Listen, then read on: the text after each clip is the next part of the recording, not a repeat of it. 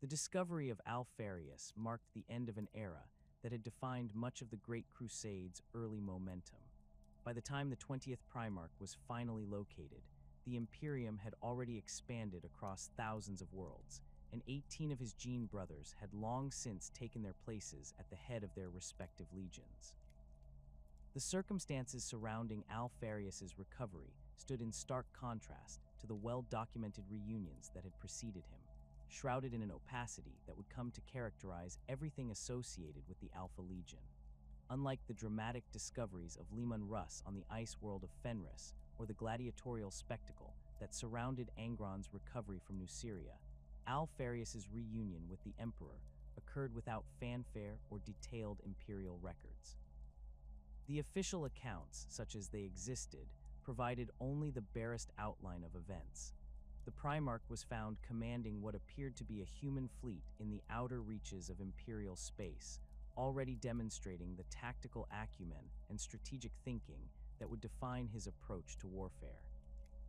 What made this discovery particularly unusual was not just the timing, but the apparent sophistication of the forces under Alpharius's command and his immediate understanding of imperial doctrine and objectives.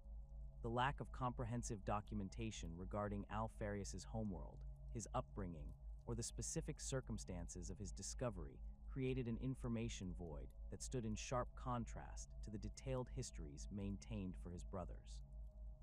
Where the archives contained extensive records of Guilliman's transformation of Muck Crag or Dorn's fortress-building campaigns on Inwit, the files concerning Alpharius contained frustrating gaps and inconsistencies. Some sources suggested he had been raised on a world at the very edge of the galaxy, while others hinted at a more nomadic existence among various human populations. The truth remained elusive, buried beneath layers of classification and deliberate obfuscation that seemed to extend back to the very moment of his recovery. What distinguished Alpharius's integration into the imperial hierarchy was the unprecedented speed with which he assumed full command of the 20th Legion. The typical pattern established by previous Primarch discoveries involved a period of observation and gradual integration, during which the newly found Gene Father would study his legion's traditions, meet with key commanders, and slowly assume greater responsibility. Perdurabo had spent months analyzing the Iron Warrior's siege doctrines before implementing changes, while Corax had taken time to understand the Raven Guard's operational methods before reshaping them according to his vision. Alpharius bypassed this conventional approach entirely. Within what appeared to be mere weeks of his official recognition, he had assumed complete operational control of the Alpha Legion. The transition occurred with such smoothness that many observers suspected it had been orchestrated well in advance, though no evidence existed to support such speculation. The 20th Legion's existing command structure seemed to dissolve and reform around their Primarch, with an efficiency that suggested either exceptional organizational planning or a level of preparation that defied conventional explanation. The Alpha Legion itself underwent immediate and dramatic changes under Alpharius's leadership. The Legion had previously operated as a relatively conventional force, distinguished primarily by their expertise in reconnaissance and intelligence gathering. Under their Primarch's guidance, they rapidly evolved into something far more complex and sophisticated. New operational doctrines emerged that emphasized deception, misdirection, and the cultivation of multiple contingency plans for every engagement. The Legion's structure became increasingly compartmentalized, with individual units operating according to protocols that often seemed contradictory or incomprehensible to outside observers. The Emperor's interactions with Alpharius followed patterns that differed significantly from his relationships with other Primarchs. Where the Master of Mankind had engaged in lengthy philosophical discussions with Magnus or provided detailed strategic guidance to Horus, his meetings with Alpharius were notably brief and private. These sessions occurred away from the usual ceremonial contexts that accompanied Primarch audiences, taking place in secured chambers aboard the Imperial flagship with no witnesses or official records. The content of these conversations remained unknown, though their frequency and duration suggested a level of communication that went beyond routine briefings or strategic updates. The reaction of Alpharius's brother Primarchs to his sudden appearance ranged from cautious curiosity to outright suspicion. Rogal Dorn, whose methodical nature demanded clear lines of authority and transparent operational procedures, found the Alpha Legion's new doctrines deeply troubling. The Imperial Fist's Primarch had built his reputation on fortress warfare and defensive strategies that relied on predictable, well-established protocols. Alpharius's emphasis on deception and misdirection represented everything Dorn instinctively distrusted in military operations. Guilliman approached the situation with characteristic analytical precision, attempting to understand how the Alpha Legion's unconventional methods might fit within the broader framework of Imperial military doctrine. The Ultramarines Primarch had spent considerable effort codifying effective combat strategies and organizational structures, creating systematic approaches that could be replicated across different theaters of operation. Alpharius's methods seemed to deliberately reject such systematization, relying instead on adaptability and improvisation that defied easy categorization or replication. Horus, despite his role as Warmaster and his generally diplomatic approach to inter-legion relations, harbored private reservations about the Alpha Legion's operational security. The Sons of Horus had developed extensive intelligence networks throughout the Crusade fleets, and the sudden appearance of a legion that specialized in information warfare represented a potential challenge to established intelligence hierarchies. The Warmaster's concerns were practical rather than personal, focused on maintaining the coordination and communication systems that kept the Great Crusade functioning across multiple sectors simultaneously. The timing of Alpharius's discovery created additional complications beyond simple skepticism from his brothers. By the latter stages of the Great Crusade, the Primarchs had established complex relationships and informal alliances that had developed over decades of joint operations. Perturabo and Dorn had engaged in their famous rivalry over siege warfare techniques, while Magnus and Mortarion had developed a philosophical antagonism regarding the use of psychic powers. These relationships had been forged through shared experiences, mutual respect earned through combat, and the gradual understanding that came from working together toward common objectives. Alpharius entered this established network as an outsider whose methods and motivations remained largely opaque to his brothers.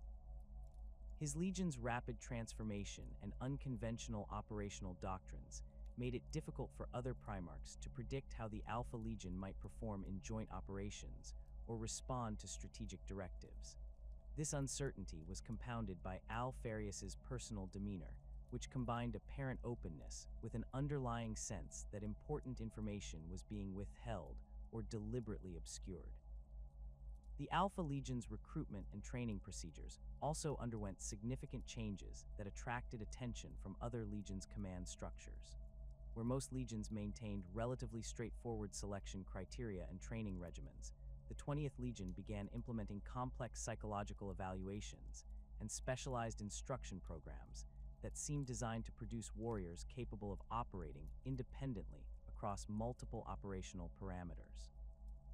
These changes occurred rapidly enough to suggest they had been planned well in advance, though no documentation existed to explain how such planning could have taken place before Alpharius's official discovery. The broader implications of Alpharius's integration into the imperial hierarchy extended beyond simple military considerations. The Primarchs represented not just military commanders, but symbols of imperial unity and the Emperor's vision for humanity's future. Each discovery had been celebrated as a restoration of the Emperor's intended design, bringing the Imperium closer to its full potential. Alpharius's arrival, while completing the roster of recovered Primarchs, introduced elements of uncertainty that seemed to complicate rather than clarify the Imperial project's ultimate direction. The administrative complications surrounding the Alpha Legion's integration into Imperial command structures would prove to be merely the surface manifestation of a far more profound mystery that would not be fully understood until the final days of the Horus Heresy. The truth about Alpharius extended beyond unconventional operational doctrines or deliberate obfuscation of military records. What the Emperor and the broader imperial hierarchy had accepted as the recovery of the 20th Primarch was, in reality, something unprecedented in the annals of the Great Crusade: the discovery of two beings sharing a single identity, two souls bound by connections that transcended normal understanding of consciousness and individual existence. The revelation of Omegon's existence represented a fundamental challenge to established assumptions about the Primarch project itself. Where the other 18 recovered Gene Fathers had each represented singular entities with distinct personalities, capabilities, and developmental trajectories, the 20th Legion's leadership operated according to principles that defied conventional comprehension. Omegon had remained hidden not through elaborate deception or technological concealment, but through a form of psychic symbiosis that allowed both beings to function as aspects of a unified consciousness while maintaining separate physical forms. The nature of this connection extended far beyond simple telepathic communication or shared strategic thinking. Alpharius and Omegon demonstrated an ability to coordinate their actions across vast distances without apparent need for conventional communication methods. When one engaged in combat operations in a particular sector, the other could simultaneously direct completely different missions on the opposite side of the galaxy, yet both would demonstrate perfect awareness of the other's tactical situation and strategic objectives. This synchronization occurred with such precision that observers who encountered either Primarch often remained unaware they were dealing with one half of a dual entity. The physical manifestation of their shared existence proved equally remarkable. Both Alpharius and Omegon possessed identical genetic markers, biometric signatures, and even psychological profiles when subjected to standard imperial evaluation procedures. The similarities extended beyond superficial characteristics to encompass fundamental aspects of their enhanced physiology. Medical examinations conducted by imperial apothecaries revealed matching organ configurations, identical reaction times, and synchronized biological rhythms that suggested a level of coordination extending to the cellular level. The question of whether this unprecedented dual nature represented an intentional aspect of the Emperor's design or an unforeseen consequence of the Primarch creation process remained a subject of intense speculation among those few individuals who became aware of Omegon's existence. The Master of Mankind's own reactions to this revelation, when it eventually occurred, provided few definitive answers. His response suggested neither complete surprise nor confirmation of deliberate planning, maintaining the characteristic ambiguity that surrounded many aspects of the Primarch project's deeper mysteries. Some theoretical frameworks proposed that the Emperor had indeed intended to create a Primarch capable of existing in multiple forms simultaneously, recognizing the potential strategic advantages such an entity could provide in coordinating complex military operations across the expanding Imperium. This interpretation suggested that Alpharius and Omegon represented the successful implementation of advanced consciousness manipulation techniques that had been deemed too risky or complex to attempt with the other Primarchs. The 20th Legion's specialization in intelligence gathering and covert operations would have provided ideal testing conditions for such experimental approaches to enhanced human development. Alternative theories suggested that the dual nature of Alpharius and Omegon resulted from an unexpected interaction between the Primarch creation process and unknown variables present during their gestation or early development. The Chaos Power's intervention in scattering the Primarch pods across the galaxy had introduced numerous unpredictable elements into what had been intended as a controlled developmental process. The possibility existed that exposure to specific warp currents or dimensional anomalies during their transportation had caused a single Primarch consciousness to split into two interconnected but distinct entities. The implications of this dual existence extended directly into the Alpha Legion's command structure and operational methodology. The famous phenomenon of Alpha Legion Astartes declaring, "I am Alpharius," took on new significance when viewed through the lens of their Primarchs' shared identity. What had initially appeared to be a simple security measure designed to confuse enemies and protect the Legion's leadership revealed itself as something far more complex, a reflection of the fundamental nature of identity within the 20th Legion's organizational philosophy. The Alpha Legion's recruitment and indoctrination processes had been specifically designed to blur individual identity in favor of collective purpose. New initiates underwent psychological conditioning that emphasized adaptability and the ability to assume multiple roles as operational requirements demanded. This training produced Astartes who could convincingly portray different ranks, specializations, and even personalities when circumstances required such deception. The "I am Alpharius" phenomenon represented the ultimate expression of this philosophy, creating a legion where any member could theoretically serve as a proxy for their Primarch's authority.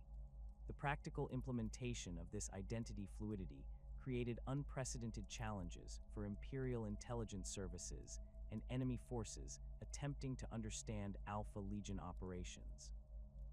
Traditional approaches to military intelligence relied heavily on identifying key leadership figures, understanding command hierarchies, and predicting strategic decisions based on known personality traits and tactical preferences. The Alpha Legion structure rendered these approaches largely ineffective, as the apparent death or capture of important commanders often had no discernible impact on ongoing operations. The genetic enhancement procedures that created Alpha Legion Astartes incorporated subtle modifications that enhanced their natural ability to mimic speech patterns, mannerisms, and behavioral characteristics.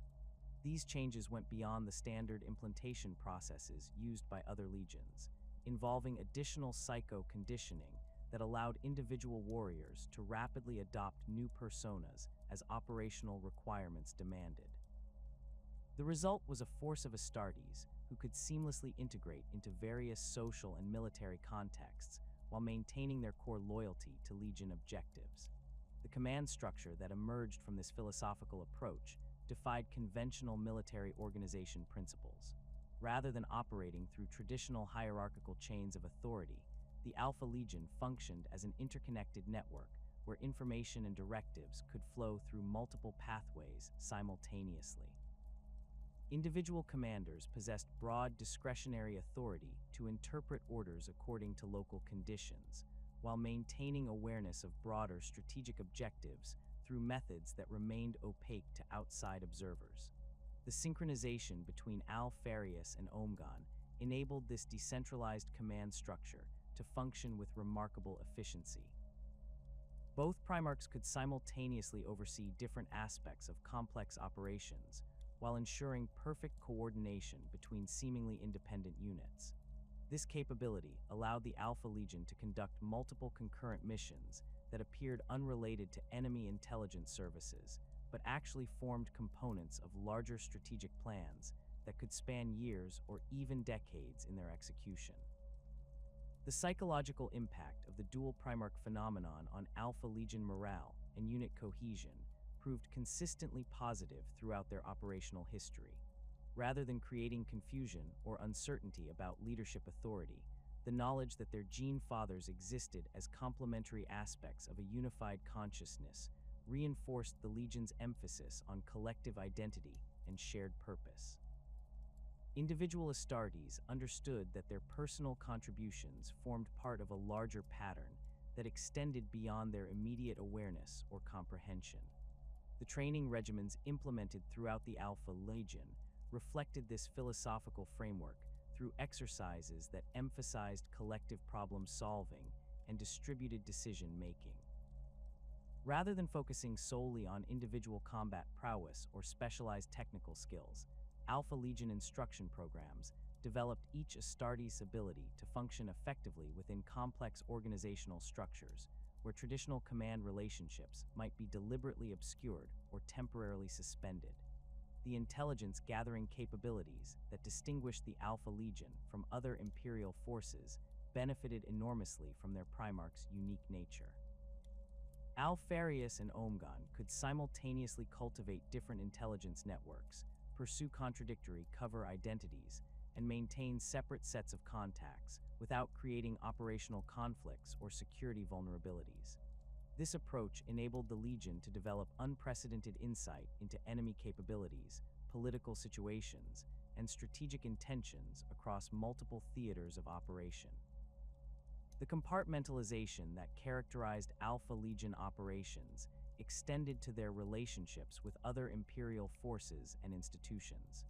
Different units within the Legion maintained distinct operational profiles that could appear to support conflicting objectives or strategic approaches. This apparent inconsistency served multiple purposes.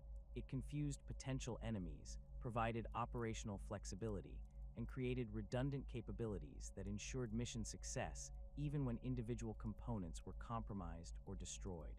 The technological resources available to the Alpha Legion reflected their specialized requirements and operational methods.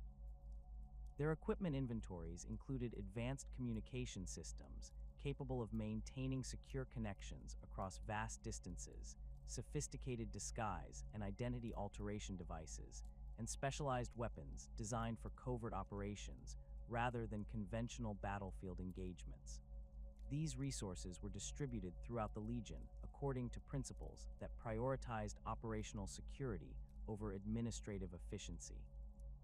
The recruitment territories that supplied new initiates to the Alpha Legion were carefully selected to provide candidates with appropriate psychological and cultural backgrounds for the Legion's specialized requirements. These worlds typically featured complex political situations, diverse cultural traditions, and populations accustomed to operating within ambiguous authority structures. The resulting recruits possessed natural advantages in adapting to the Alpha Legion's unconventional organizational methods and operational approaches. The transformation of the 20th Legion from their pre-Primarch identity into the Alpha Legion represented one of the most dramatic organizational metamorphoses witnessed during the Great Crusade. Prior to Alpharius's arrival, the Legion had operated as the Ghost Legion, a designation that reflected both their relatively small size and their specialization in reconnaissance operations that kept them at the periphery of major campaigns. These Astartes had earned recognition for their proficiency in intelligence gathering and their ability to operate independently in hostile territory, but they lacked the distinctive character and tactical doctrine that defined their brother legions.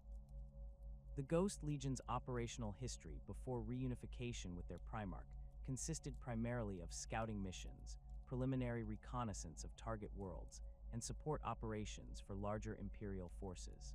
Their gene seed had proven stable and reliable, producing Astartes with enhanced sensory capabilities and improved cognitive processing speeds that made them natural candidates for intelligence work. However, the Legion's small numbers and limited resources had prevented them from developing the specialized equipment and advanced training protocols that would later distinguish the Alpha Legion.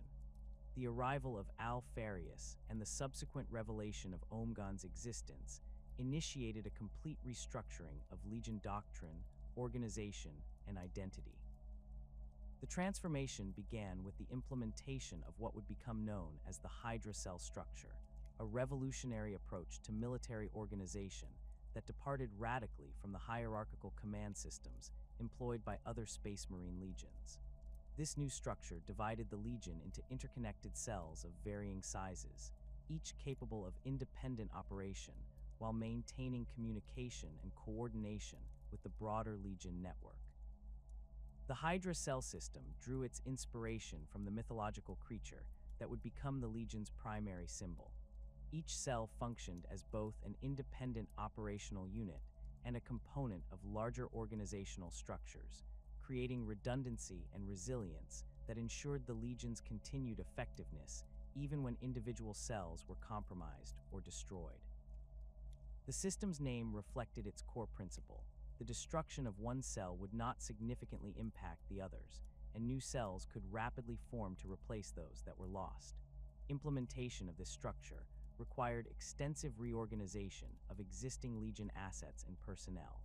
veterans who had served with the Ghost Legion found themselves reassigned to new units with unfamiliar command relationships and operational procedures.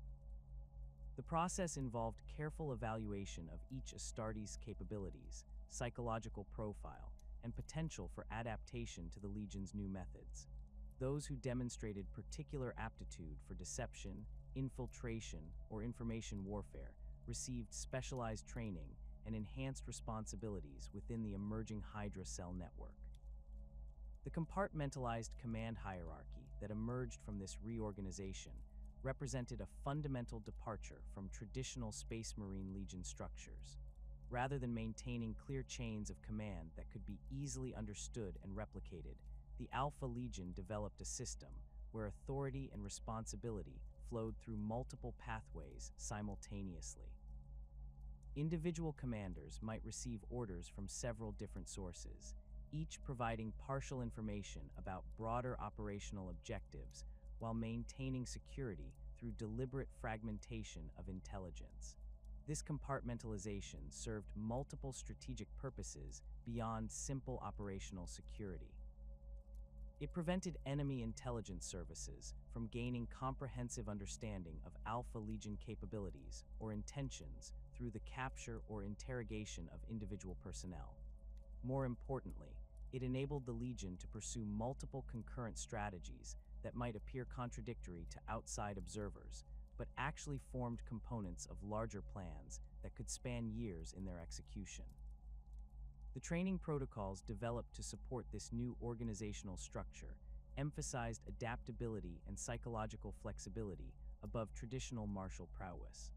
While Alpha Legion Astartes maintained the enhanced combat capabilities common to all Space Marines, their instruction focused heavily on developing skills in deception, infiltration, and information warfare.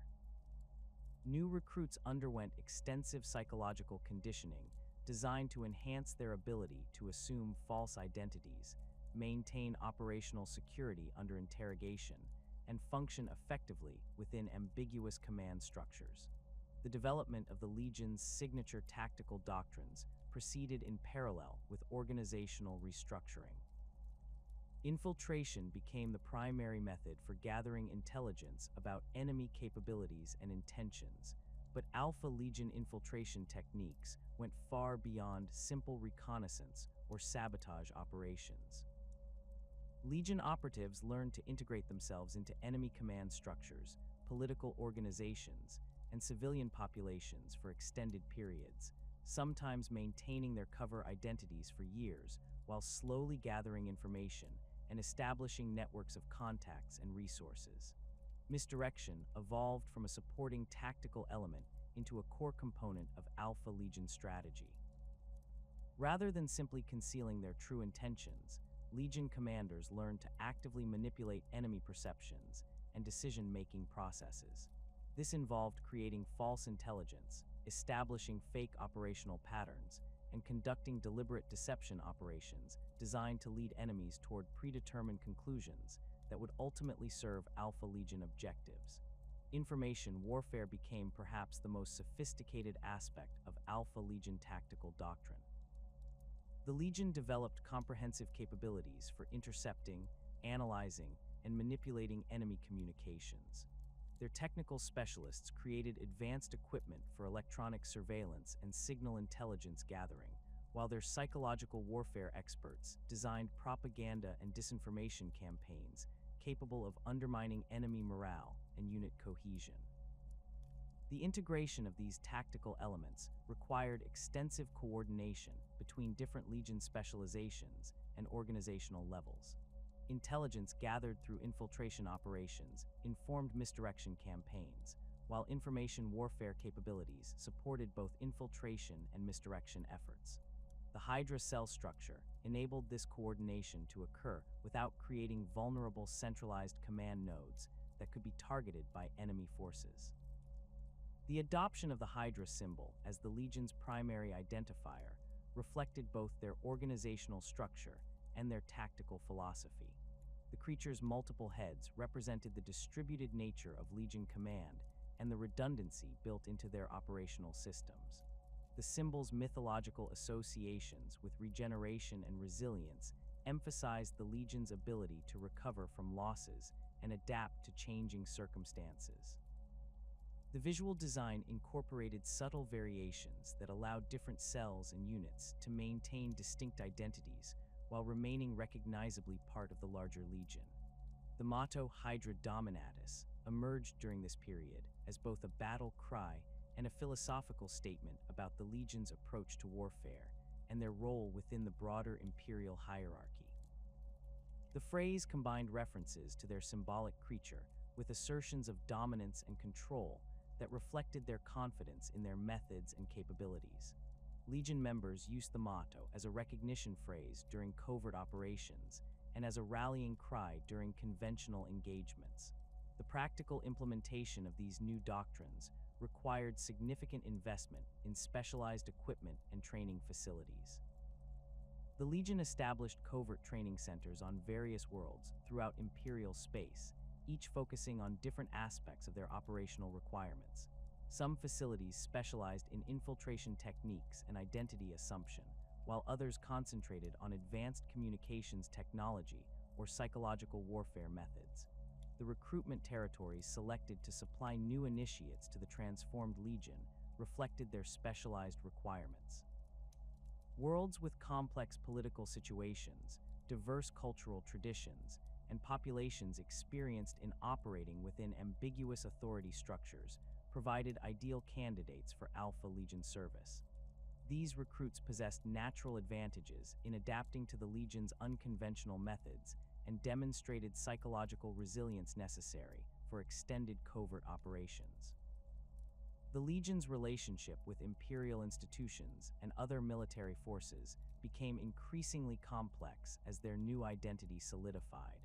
Their methods often conflicted with established imperial military doctrine, creating friction with conventional forces that expected clear command relationships and predictable operational procedures. However, their effectiveness in achieving strategic objectives gradually earned them recognition and grudging acceptance from imperial commanders who might disapprove of their methods, but could not argue with their results. The technological resources developed to support Alpha Legion operations reflected their unique requirements and operational methods. Advanced communication systems maintained secure connections across vast distances while remaining undetectable to enemy surveillance efforts. Sophisticated disguise equipment enabled operatives to alter their physical appearance and assume convincing false identities. Specialized weapons designed for covert operations prioritized concealment and versatility over raw destructive power. The genetic modifications incorporated into Alpha Legion gene seed during this transformation period enhanced their natural capabilities for deception and infiltration. These changes went beyond standard Astartes implantation procedures, involving subtle alterations to neurological structures that improved memory retention, pattern recognition, and behavioral mimicry. The modifications enabled Legion members to rapidly learn new languages, cultural practices, and social behaviors necessary for successful infiltration operations. The command protocols that governed Alpha Legion operations during this period established precedents that would define their methods throughout the remainder of the Great Crusade.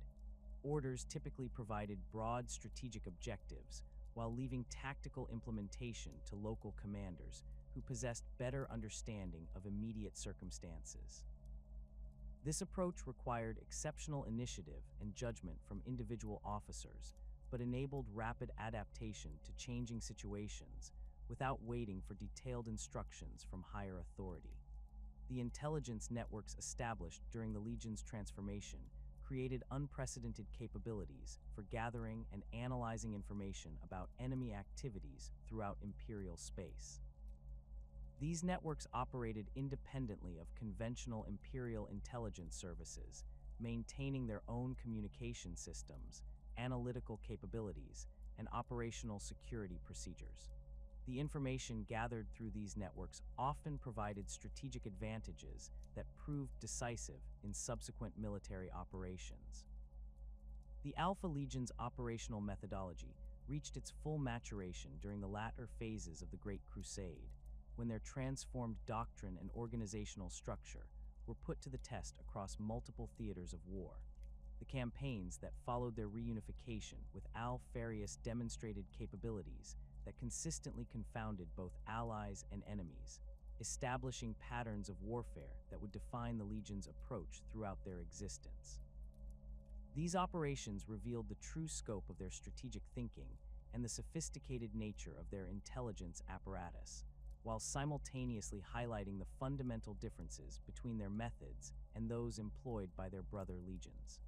The Testra Prime compliance operation exemplified the Alpha Legion's preference for achieving victory through comprehensive preparation and psychological manipulation rather than direct military confrontation. The world itself presented a complex strategic challenge that had frustrated previous Imperial compliance efforts. Testra Prime's inhabitants had developed an advanced technological civilization built around sophisticated orbital defense platforms and a decentralized command structure that made conventional siege warfare impractical. The planet's three major continents were governed by competing political factions that maintained an uneasy balance of power through mutual deterrence and carefully negotiated resource-sharing agreements. Previous attempts at compliance had followed standard Imperial doctrine, beginning with diplomatic overtures backed by displays of military force. When negotiations failed, conventional assault forces had attempted to establish beachheads on the planet's surface, only to encounter coordinated resistance from all three factions despite their mutual antagonisms. The orbital defense grid proved capable of inflicting severe casualties on Imperial vessels, while the planet's defenders demonstrated tactical coordination that suggested extensive intelligence sharing between otherwise hostile political entities. The Alpha Legion's approach to Testra Prime began months before their forces entered the system. Infiltration teams had been inserted into the planet's population through carefully orchestrated merchant exchanges, refugee movements, and technical assistance programs that appeared to originate from neutral trading partners rather than Imperial sources.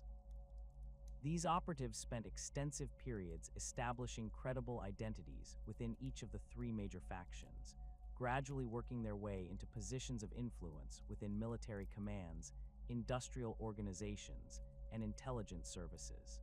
The intelligence gathered through these infiltration efforts revealed the true nature of Testra Prime's defensive coordination. The three factions maintained their public antagonisms while secretly sharing military intelligence and coordinating defensive strategies through a complex network of unofficial channels. This arrangement allowed each faction to maintain face with their respective populations while presenting a united front against external threats. The system had evolved over generations of conflict and represented a sophisticated approach to collective defense that had never been formally acknowledged or documented. Rather than attempting to break this coordination through conventional military pressure, the Alpha Legion chose to exploit the inherent tensions within the system. Carefully crafted disinformation campaigns began appearing within each faction's intelligence networks, suggesting that their partners were secretly negotiating separate agreements with Imperial forces. Forged documents appeared to show detailed plans for betrayal, while intercepted communications contained discussions of territorial concessions that would disadvantage specific factions in any post-compliance political arrangement. The psychological warfare campaign that accompanied these disinformation efforts targeted the fundamental assumptions that held the defensive alliance together. Alpha Legion operatives began spreading rumors about resource hoarding, military preparations that could be used for inter-factional conflict, and secret negotiations with off-world trading partners that violated existing agreements. Each piece of false intelligence was carefully calibrated to exploit known personality conflicts between specific leaders and historical grievances that had been temporarily set aside in the face of Imperial pressure. The effectiveness of these operations became apparent when the three factions began withdrawing military assets from shared defensive positions to protect against potential betrayal by their allies. Orbital defense platforms that had previously been jointly operated suddenly found themselves with reduced crew complements as each faction recalled personnel to positions under their direct control. Communication protocols that had enabled rapid coordination of defensive responses were modified to prevent potential intelligence leaks, inadvertently creating delays and coordination failures that degraded overall defensive effectiveness. The Alpha Legion's final assault on Testra Prime occurred when the planet's defenses had been sufficiently weakened by internal suspicion and coordination failures. However, even this phase of the operation demonstrated their preference for indirect methods over conventional warfare. Rather than launching a massive orbital bombardment or deploying overwhelming ground forces, the Legion conducted simultaneous strikes against carefully selected targets that had been identified through their extensive intelligence-gathering efforts. Key communication nodes were destroyed by sabotage teams that had been positioned months in advance, while cyber warfare specialists launched coordinated attacks against the orbital defense grid's control systems. The strikes occurred with such precision and timing that each faction initially assumed they were under attack by one of their planetary rivals rather than external Imperial forces. This confusion delayed effective defensive responses and prevented the coordination that might have enabled successful resistance against the Alpha Legion assault. The ground campaign that followed demonstrated the Legion's ability to exploit the intelligence advantages they had developed through their infiltration operations. Alpha Legion forces moved through the planet's urban areas with detailed knowledge of defensive positions, supply routes, and communication systems. Their advance was supported by local assets who had been cultivated during the infiltration phase and who now provided real-time intelligence about defensive movements and strategic planning. The speed with which Testra Prime's resistance collapsed surprised Imperial observers who had expected a prolonged siege campaign. The planet's surrender came not through military defeat in conventional terms, but through the systematic erosion of the defenders' ability to coordinate effective resistance. Each faction found itself fighting isolated battles against an enemy that seemed to possess perfect intelligence about their capabilities and intentions, while simultaneously dealing with the breakdown of alliance relationships that had previously provided their primary strategic advantage. The compliance of Testra Prime established patterns that would characterize Alpha Legion operations throughout the Great Crusade. Their preference for extensive preparation phases allowed them to gather comprehensive intelligence about target worlds and develop detailed understanding of political, military, and social structures. This intelligence was then used to identify vulnerabilities that could be exploited through psychological warfare, disinformation campaigns, and targeted sabotage operations that avoided the need for costly direct military confrontations. The Legion's operations in the Galactic Fringe demonstrated their ability to adapt these methods to very different strategic environments. The Outer Rim territories presented challenges that differed significantly from the established civilizations found in more densely populated regions of the galaxy. Many of these worlds had been isolated for centuries or millennia, developing unique cultural and technological characteristics that made standard compliance approaches ineffective. The sparse population densities and vast distances between inhabited systems created logistical challenges that strained conventional Imperial military resources. Alpha Legion commanders approached these challenges by developing extensive networks of human auxiliaries drawn from local populations. Rather than relying primarily on Astartes forces supported by Imperial army units, they cultivated relationships with indigenous military organizations, merchant groups, and political factions that could provide both intelligence and operational support. These auxiliary forces often possessed detailed knowledge of local conditions, established supply networks, and cultural insights that proved invaluable for successful operations in unfamiliar environments. The recruitment and training of these auxiliary forces reflected the Alpha Legion's sophisticated understanding of human psychology and organizational behavior. Rather than simply offering material incentives or threatening military action, Legion recruiters identified individuals and groups whose existing motivations could be aligned with Imperial objectives. Merchants who sought expanded trading opportunities could be convinced to support Imperial expansion that would open new markets. Military leaders facing threats from rival factions could be offered Imperial support in exchange for cooperation with compliance operations. The training provided to these auxiliaries went far beyond basic military instruction. Alpha Legion specialists taught advanced intelligence gathering techniques, communication protocols that enabled coordination with Legion forces, and psychological warfare methods that could be used against hostile populations. This training created networks of capable operatives who could function independently when direct Legion support was unavailable, while maintaining loyalty and effectiveness that rivaled conventional Imperial military units. The effectiveness of these auxiliary networks became apparent during complex operations that required simultaneous coordination across multiple star systems. Alpha Legion forces could initiate operations on one world, while their auxiliaries conducted supporting missions on nearby systems, creating strategic effects that appeared to result from much larger military forces than were actually involved. This approach enabled the Legion to maintain operational tempo across vast distances while conserving their limited Astartes resources for missions that specifically required their enhanced capabilities. The intelligence gathering capabilities that distinguished the Alpha Legion from other Imperial forces reached unprecedented levels of sophistication during their galactic fringe operations. The vast distances and sparse Imperial presence in these regions created opportunities for developing intelligence networks that operated with minimal oversight or interference from other Imperial institutions. Legion operatives could establish long-term cover identities and cultivate relationships with local populations without concern about conflicting with other Imperial intelligence efforts. These networks provided strategic intelligence that extended far beyond immediate operational requirements. Alpha Legion analysts developed comprehensive understanding of trade routes, resource distributions, political relationships, and cultural patterns across entire sectors.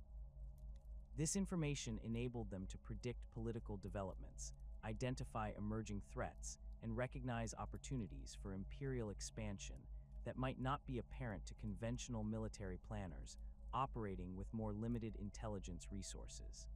The technological capabilities that supported these intelligence operations reflected the Legion's emphasis on adaptability and operational flexibility. Their equipment inventories included advanced communication systems capable of maintaining contact across interstellar distances, sophisticated analytical tools for processing large volumes of intelligence data, and specialized devices for intercepting and decoding enemy communications. Much of this technology had been adapted or developed specifically for Alpha Legion requirements, incorporating innovations that were not available to other Imperial forces. The comparison between Alpha Legion tactical methods and those employed by other legions highlighted fundamental philosophical differences about the nature of warfare and the most effective approaches to achieving strategic objectives. The Imperial fists under Rogal Dorn had developed siege warfare techniques that emphasized methodical preparation, overwhelming firepower, and systematic reduction of enemy defensive positions. Their approach relied on superior logistics, advanced engineering capabilities, and the disciplined execution of well-established tactical doctrines that had proven effective across multiple theaters of operation. The Alpha Legion's methods represented almost the complete opposite of this approach. Rather than seeking decisive battles where superior Imperial military capabilities could be brought to bear, they preferred to avoid conventional engagements entirely. Their victories came through the systematic erosion of enemy capabilities, the exploitation of political and social vulnerabilities, and the creation of conditions where resistance became impossible rather than simply militarily disadvantageous. The Iron Warriors' approach to siege warfare shared some similarities with Alpha Legion methods, particularly in their emphasis on comprehensive preparation and the systematic identification of enemy weaknesses. However, Perdurabo's legion focused these capabilities on conventional military targets, seeking to identify the most efficient methods for breaching fortifications and destroying defensive positions. The Alpha Legion applied similar analytical rigor to political, social, and psychological targets that could be exploited without direct military confrontation. The effectiveness of Alpha Legion tactics in different theaters of war varied significantly based on the specific characteristics of their operational environments. In regions with complex political situations and sophisticated enemy intelligence capabilities, their methods often proved decisively effective. The time and resources invested in developing comprehensive intelligence networks and cultivating local assets typically produced strategic advantages that more than compensated for the extended preparation periods required. However, in theaters where rapid military action was required, or where enemies possessed limited political or social vulnerabilities, Alpha Legion methods sometimes proved less effective than conventional approaches. Their emphasis on preparation and intelligence gathering could create delays that allowed enemies to strengthen their positions or call for reinforcements. In some cases, the complexity of their operational plans created opportunities for failure that simpler, more direct approaches might have avoided. The development of the Legion's spy networks during this period established capabilities that would prove crucial during the later stages of the Great Crusade and the opening phases of the Horus Heresy. These networks operated independently of conventional Imperial intelligence services, maintaining their own recruitment procedures, training protocols, and operational security measures. The information gathered through these networks often provided strategic insights that were unavailable through other sources, giving the Alpha Legion advantages in planning and executing complex operations. The intelligence networks that had proven so effective in conventional compliance operations would soon face their greatest test when the Alpha Legion encountered forces that operated beyond the normal parameters of Imperial warfare. The first contact with the Cabal occurred during what appeared to be a routine reconnaissance mission in the outer reaches of the Galactic Fringe, where Alpha Legion operatives had been investigating reports of unusual Xenos activity that defied standard classification protocols. The initial encounter seemed unremarkable by the Legion's standards, another alien civilization that would require assessment and potential elimination according to Imperial doctrine. The beings that made contact with the Alpha Legion delegation possessed capabilities that immediately distinguished them from the typical Xeno species encountered during the Great Crusade. Their technology demonstrated mastery over temporal and dimensional manipulation that exceeded even the most advanced human achievements, while their knowledge of galactic history and political developments suggested intelligence networks that rivaled or surpassed Imperial capabilities. Most significantly, they demonstrated detailed understanding of the Primarch project, the nature of chaos, and strategic developments within the Imperium that should have been impossible for external observers to obtain. The Cabal's representatives included members of several alien species, each contributing specialized knowledge and capabilities to their collective mission. The Eldar among them possessed the psychic abilities necessary to perceive potential futures and temporal probability streams, while other species provided technological resources and analytical capabilities that enabled comprehensive modeling of galactic-scale political and military developments. Their organization had existed for millennia, operating in the shadows of galactic civilization while monitoring the rise and fall of various species and empires. The information presented during these initial meetings challenged fundamental assumptions about the nature of the Great Crusade and humanity's role in galactic affairs. The Cabal's representatives revealed detailed knowledge of the Chaos powers and their influence over galactic events, describing a cosmic struggle that extended far beyond the territorial expansion and political unification that defined Imperial objectives. They presented evidence of Chaos corruption within the Imperium itself, identifying specific individuals and organizations that had been compromised by demonic influence or manipulation. The prophecy that formed the core of the Cabal's message to the Alpha Legion described two potential futures for humanity and the galaxy as a whole. Their seers had identified a critical decision point approaching in the near future that would determine the ultimate outcome of the struggle between order and chaos. The choice would be made not by the Emperor or the established imperial hierarchy, but by individual actors whose decisions would cascade through galactic events in ways that would prove decisive for the fate of all sentient species. The first future scenario, presented by the Cabal, depicted humanity's rapid expansion throughout the galaxy under the Emperor's guidance, achieving the unification and technological advancement that represented the stated goals of the Great Crusade. In this timeline, humanity would successfully eliminate or subjugate all rival species, establishing a galactic empire that would endure for tens of thousands of years. The human population would grow to encompass trillions of individuals spread across millions of worlds, creating a civilization of unprecedented scale and capability. However, the Cabal's analysis revealed that this apparent success would ultimately serve chaos rather than order.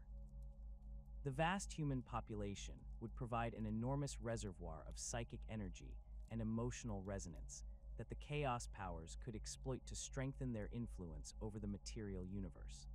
The imperial bureaucracy and military structure would gradually become corrupted from within as individuals in positions of authority succumbed to the subtle influences of demonic manipulation. The Emperor's psychic beacon would eventually be overwhelmed by the collective psychic emanations of humanity's expanded population, creating conditions that would enable chaos to achieve permanent dominance over the galaxy. The timeline for this corruption extended across millennia, with the process occurring gradually enough that individual generations would not recognize the systematic degradation of imperial institutions and values. Each compromise with chaos influence would seem reasonable given immediate circumstances, while the cumulative effect would be the transformation of the Imperium into a vehicle for chaos expansion rather than human advancement. The final result would be a galaxy where chaos achieved absolute dominance, with humanity serving as willing or unwilling agents of demonic powers that would then expand their influence to other dimensions and universes. The alternative future described by the Cabal required humanity's expansion to be halted or reversed before reaching the critical threshold that would enable chaos dominance.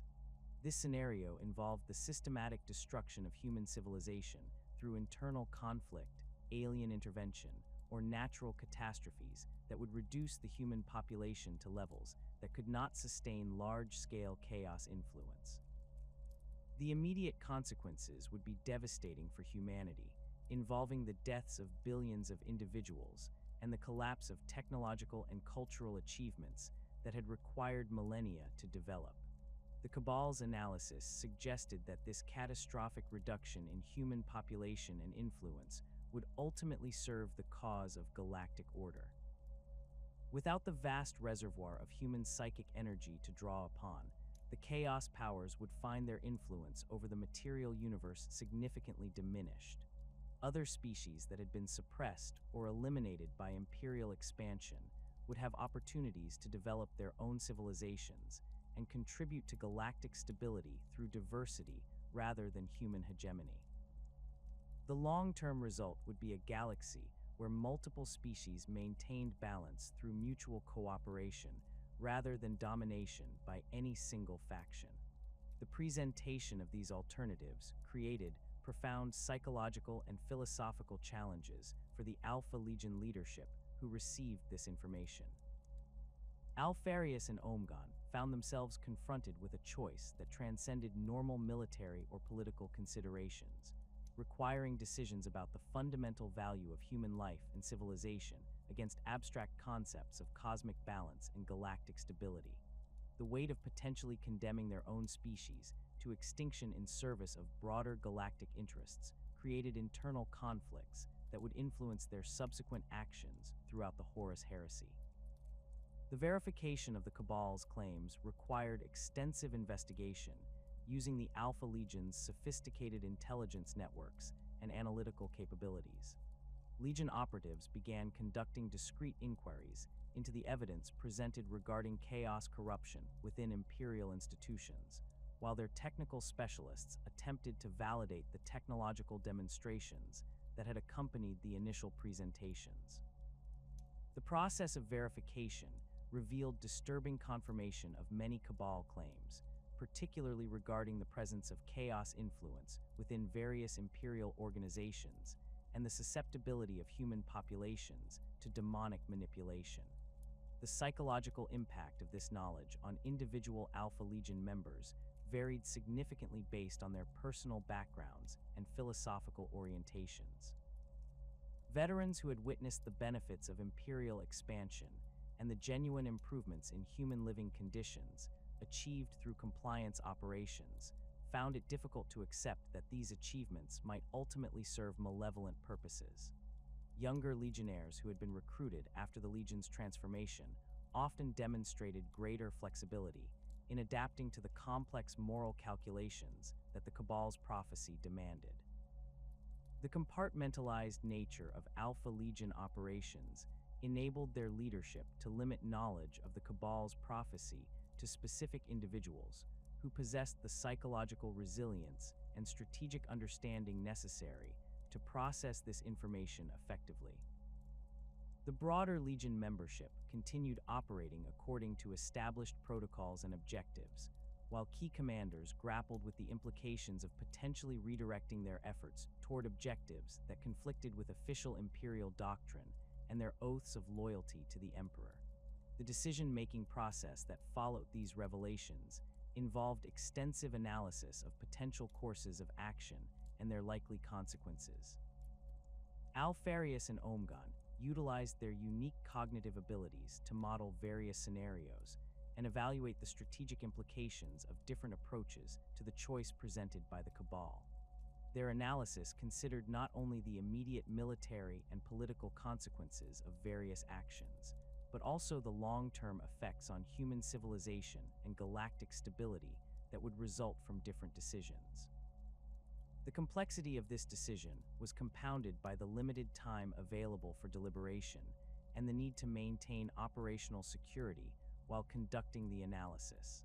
The Cabal had indicated that the critical decision point was approaching rapidly, coinciding with political developments within the Imperium that would soon create opportunities for decisive action.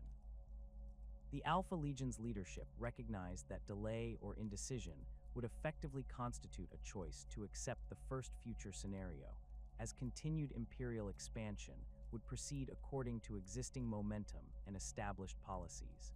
The evaluation of potential allies and enemies in either scenario revealed additional complications that influenced the decision-making process.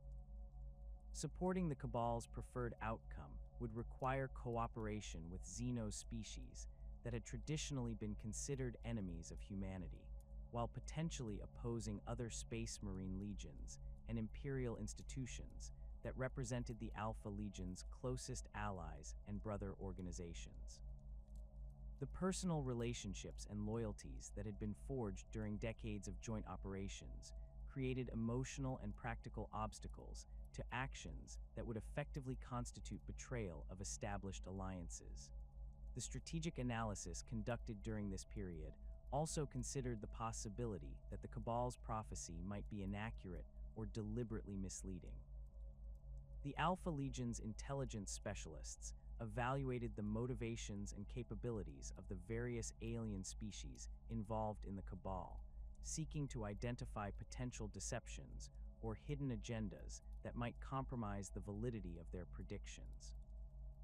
This analysis revealed that while the Cabal's members possessed genuine prophetic abilities and sophisticated analytical capabilities, their interpretation of future events necessarily involved subjective judgments about values and priorities that might not align with human interests. The technological and psychic capabilities demonstrated by the Cabal provided additional evidence supporting their claims about the nature of chaos and its influence over galactic events. Alpha Legion specialists who observed these demonstrations confirmed that the aliens possessed abilities that exceeded known human achievements in several critical areas, particularly regarding temporal perception and dimensional manipulation. The consistency between their technological capabilities and their claims about cosmic forces suggested that their warnings about chaos influence deserved serious consideration, regardless of disagreements about appropriate responses. The gradual acceptance of the Cabal's prophecy as fundamentally accurate, despite reservations about their proposed solutions, marked a turning point in Alpha Legion's strategic planning that would influence their actions throughout the remainder of the Great Crusade and the subsequent Horus Heresy. The knowledge that imperial expansion might ultimately serve chaos interests created a framework for evaluating subsequent events and opportunities that differed significantly from the assumptions that guided other imperial forces. This perspective would prove decisive in shaping the Legion's response to Horus's rebellion and their complex relationship with both loyalist and traitor factions during the civil war that followed. The knowledge gained from the Cabal created an unprecedented crisis of loyalty within the Alpha Legion's command structure, as the implications of their prophecy directly contradicted the fundamental assumptions underlying the Great Crusade. The revelation that imperial expansion might ultimately serve chaos interests forced Alpharius and Omegon to confront the possibility that their oaths of loyalty to the Emperor and their dedication to human advancement could be fundamentally misguided. This realization occurred at a time when political tensions within the Imperium were already creating fractures that would soon erupt into open civil war, presenting the Alpha Legion with opportunities to influence events on a scale that matched the cosmic significance of the choice they faced. The emergence of Horus as a focal point for dissent within the Primarch Brotherhood provided the Alpha Legion with a potential vehicle for implementing the Cabal's preferred solution to the galactic crisis. The Warmaster's growing opposition to imperial policies and his increasing willingness to challenge the Emperor's authority-created conditions that could potentially lead to the internal conflict necessary to halt humanity's expansion before reaching the critical threshold identified in the prophecy. However, the Alpha Legion's analysis of Horus's motivations and capabilities revealed significant concerns about his suitability as an instrument for achieving the Cabal's objectives. Horus's corruption by chaos influences presented a fundamental contradiction to the Cabal's strategy for preventing chaos dominance over the galaxy. The Warmaster's transformation during his recovery on Davin had introduced exactly the kind of demonic manipulation that the prophecy warned would ultimately consume human civilization. The Alpha Legion's intelligence networks confirmed that Horus was receiving guidance and support from entities that served the very powers the Cabal sought to weaken through humanity's destruction. This created a paradoxical situation where supporting Horus's rebellion might advance chaos interests rather than preventing them. The strategic calculations required to navigate this contradiction involved complex assessments of probability and timing that pushed the Alpha Legion's analytical capabilities to their limits. Alpharius and Omegon recognized that Horus's rebellion could serve their purposes if it could be controlled and directed towards specific objectives that aligned with the Cabal's prophecy, while avoiding the complete chaos domination that would result from unrestricted Warmaster victory. This required the Legion to pursue a strategy of limited support that would enable Horus to inflict sufficient damage on Imperial expansion capabilities without allowing him to achieve total victory. The decision to openly declare for Horus, while secretly maintaining alternative objectives, represented perhaps the most complex deception operation ever attempted by the Alpha Legion. The public declaration required convincing demonstrations of loyalty to the Warmaster's cause that would satisfy his supporters and intelligence services, while simultaneously implementing covert operations designed to limit the rebellion's effectiveness and prevent complete Imperial collapse. This dual strategy demanded unprecedented coordination between different elements of the Legion and careful management of information flows to prevent discovery of their true intentions. The Istvan V drop site massacre provided the Alpha Legion with their first major opportunity to demonstrate apparent loyalty to Horus while pursuing their hidden agenda. The operation called for 7 legions to assault the rebel positions on Istvan V, with 4 designated as the first wave and 3 supposedly loyal legions providing support as the second wave. The Alpha Legion's inclusion in the second wave, alongside the Iron Warriors and Night Lords, placed them in position to participate in the planned betrayal of the first wave forces, while also creating opportunities to influence the battle's outcome according to their own strategic requirements. The preparation for Istvan V revealed the sophistication of the Alpha Legion's intelligence networks and their ability to gather detailed information about the plans and capabilities of multiple factions simultaneously. Legion operatives had infiltrated the command structures of both loyalist and traitor forces, providing Alpharius and Omegon with comprehensive understanding of the tactical deployments, communication protocols, and strategic objectives that would govern the battle. This intelligence enabled them to identify specific opportunities where their actions could influence the outcome while maintaining their cover as Horus's allies. The actual execution of the drop site massacre demonstrated the Alpha Legion's ability to participate in treacherous operations while subtly limiting their effectiveness in ways that served their broader strategic objectives. When the second wave forces turned on the trapped loyalists, Alpha Legion units focused their attacks on specific targets that had been identified through their intelligence-gathering efforts. Rather than simply maximizing casualties among the loyalist forces, they prioritized the elimination of commanders and units whose survival might enable effective resistance to subsequent traitor operations. However, the Alpha Legion's participation in the massacre also involved deliberate failures and missed opportunities that allowed significant numbers of loyalist personnel to escape destruction. Communication intercepts were delayed just long enough to provide warning to specific units, while tactical coordination failures created gaps in the encirclement that enabled organized withdrawals.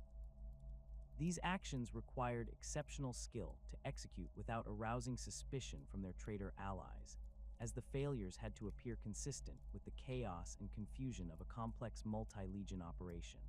The psychological impact of participating in the systematic betrayal and slaughter of fellow Astartes created significant stress within Alpha Legion ranks, as individual warriors struggled to reconcile their actions with their understanding of honor and loyalty.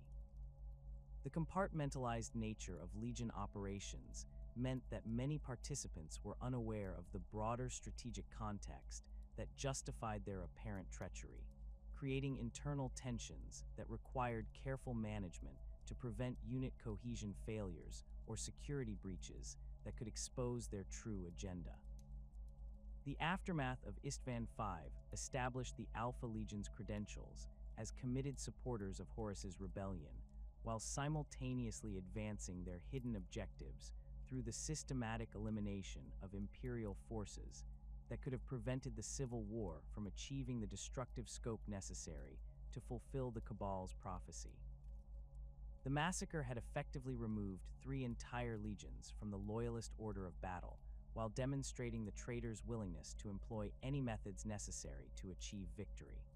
This escalation made peaceful resolution of the conflict impossible and ensured that the Civil War would continue until one side achieved complete victory or mutual destruction rendered the outcome irrelevant. The intelligence gathered during the Istvan operations provided the Alpha Legion with detailed understanding of the command structures, tactical doctrines, and strategic capabilities of both loyalist and traitor forces. This information enabled them to develop comprehensive plans for subsequent operations that would maximize the mutual destruction necessary to prevent either side from achieving decisive victory. The Legion's analysts identified key commanders, critical installations, and strategic resources that could be targeted to prolong the conflict and increase its destructive impact on Imperial capabilities. The systematic purging of loyalist elements within Alpha Legion ranks began immediately after Istvan V, as Alpharius and Omegon moved to eliminate personnel who might oppose their true agenda or compromise operational security through misguided loyalty to Imperial ideals. The process required careful identification of individuals whose psychological profiles suggested inability to adapt to the complex moral calculations that governed the Legion's new strategic direction. These purges were conducted with characteristic Alpha Legion subtlety, appearing to result from routine operational casualties or administrative reassignments rather than deliberate elimination of potential dissidents. The recruitment of replacement personnel to fill positions vacated by the purges involved careful selection of candidates who demonstrated the psychological flexibility and moral adaptability necessary for the Legion's increasingly complex operations. New initiates underwent enhanced psychological conditioning designed to prepare them for operations that might appear to contradict traditional Space Marine values while serving broader strategic objectives that transcended conventional military considerations. This conditioning process drew upon techniques developed during the Legion's transformation period, adapted to address the specific challenges created by their dual loyalty situation. The establishment of new command protocols following Istvan V reflected the increased complexity of Alpha Legion operations and the need to maintain operational security while coordinating activities across multiple theaters of war. The Hydra cell structure was expanded and refined to enable greater compartmentalization of sensitive operations, while new communication systems were implemented to prevent enemy intelligence services from gaining insight into the Legion's true objectives.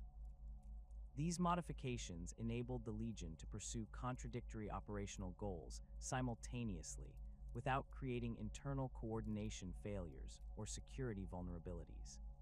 The Alpha Legion's participation in subsequent traitor operations demonstrated their ability to maintain their cover while subtly undermining the rebellion's effectiveness through carefully planned failures and misdirected efforts.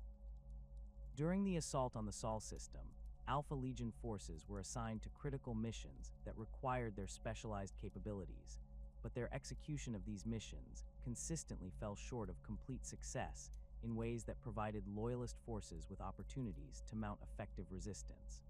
Communication intercepts were delayed, infiltration operations encountered unexpected complications, and sabotage efforts achieved partial rather than complete destruction of their targets. The Siege of Terra represented the culmination of the Alpha Legion's strategy of controlled opposition, as they worked to ensure that neither side achieved decisive victory while maximizing the mutual destruction that would serve the Cabal's prophecy. Legion operatives positioned within both loyalist and traitor command structures provided intelligence that enabled each side to counter the other's most effective strategies, prolonging the siege and increasing its destructive impact on both Imperial and Rebel capabilities. The systematic elimination of key commanders and strategic assets on both sides prevented either faction from achieving the overwhelming advantages that might have enabled rapid victory. The Eastern Fringe campaigns that occurred parallel to the Siege of Terra provided the Alpha Legion with opportunities to implement their strategy on a broader scale, as they coordinated operations across multiple star systems to maximize the conflict's destructive impact on Imperial infrastructure and military capabilities. These operations involved complex coordination between different Legion elements, auxiliary forces, and allied organizations that had been cultivated during the pre-war period. The campaigns targeted critical supply lines, communication networks, and industrial facilities that supported both loyalist and traitor war efforts. The battle for the Kondak system exemplified the Alpha Legion's approach to these Eastern Fringe operations, as they manipulated White Scar's forces into prolonged engagements that prevented the 5th Legion from providing effective support to loyalist forces defending Terra. The operation involved elaborate deception campaigns that convinced the White Scars they were pursuing critical strategic objectives, while actually drawing them away from theaters where their intervention might have proven decisive. The Alpha Legion's intelligence networks provided false information about traitor fleet movements and strategic plans that justified the White Scars' continued operations in sectors where their efforts would have minimal impact on the broader conflict. The Alax's Nebula campaign demonstrated the Alpha Legion's ability to coordinate complex multi-theater operations while maintaining their cover as loyal supporters of Horus's rebellion.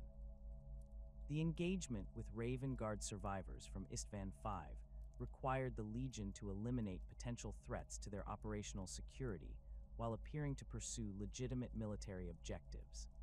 The operation involved careful manipulation of intelligence and tactical coordination to ensure that the Raven Guard forces were effectively neutralized without creating evidence of Alpha Legion complicity in their survival of the drop site massacre. The technological resources deployed during these Eastern Fringe operations reflected the Alpha Legion's access to advanced equipment and specialized capabilities that had been developed specifically for their complex strategic requirements. Communication systems maintained secure connections across vast interstellar distances while remaining undetectable to enemy surveillance efforts, enabling coordination between widely dispersed Legion elements. Advanced analytical equipment processed enormous volumes of intelligence data to identify opportunities for strategic intervention that would advance the Legion's hidden objectives. The recruitment and training of auxiliary forces during this period expanded significantly as the Alpha Legion sought to maximize their operational reach while conserving their limited Astartes resources for missions that specifically required enhanced human capabilities. These auxiliary units received advanced training in intelligence gathering, sabotage operations, and psychological warfare techniques that enabled them to function effectively as extensions of Legion capabilities. The training emphasized adaptability and independent decision-making that would enable auxiliary personnel to continue operations even when direct Legion support was unavailable.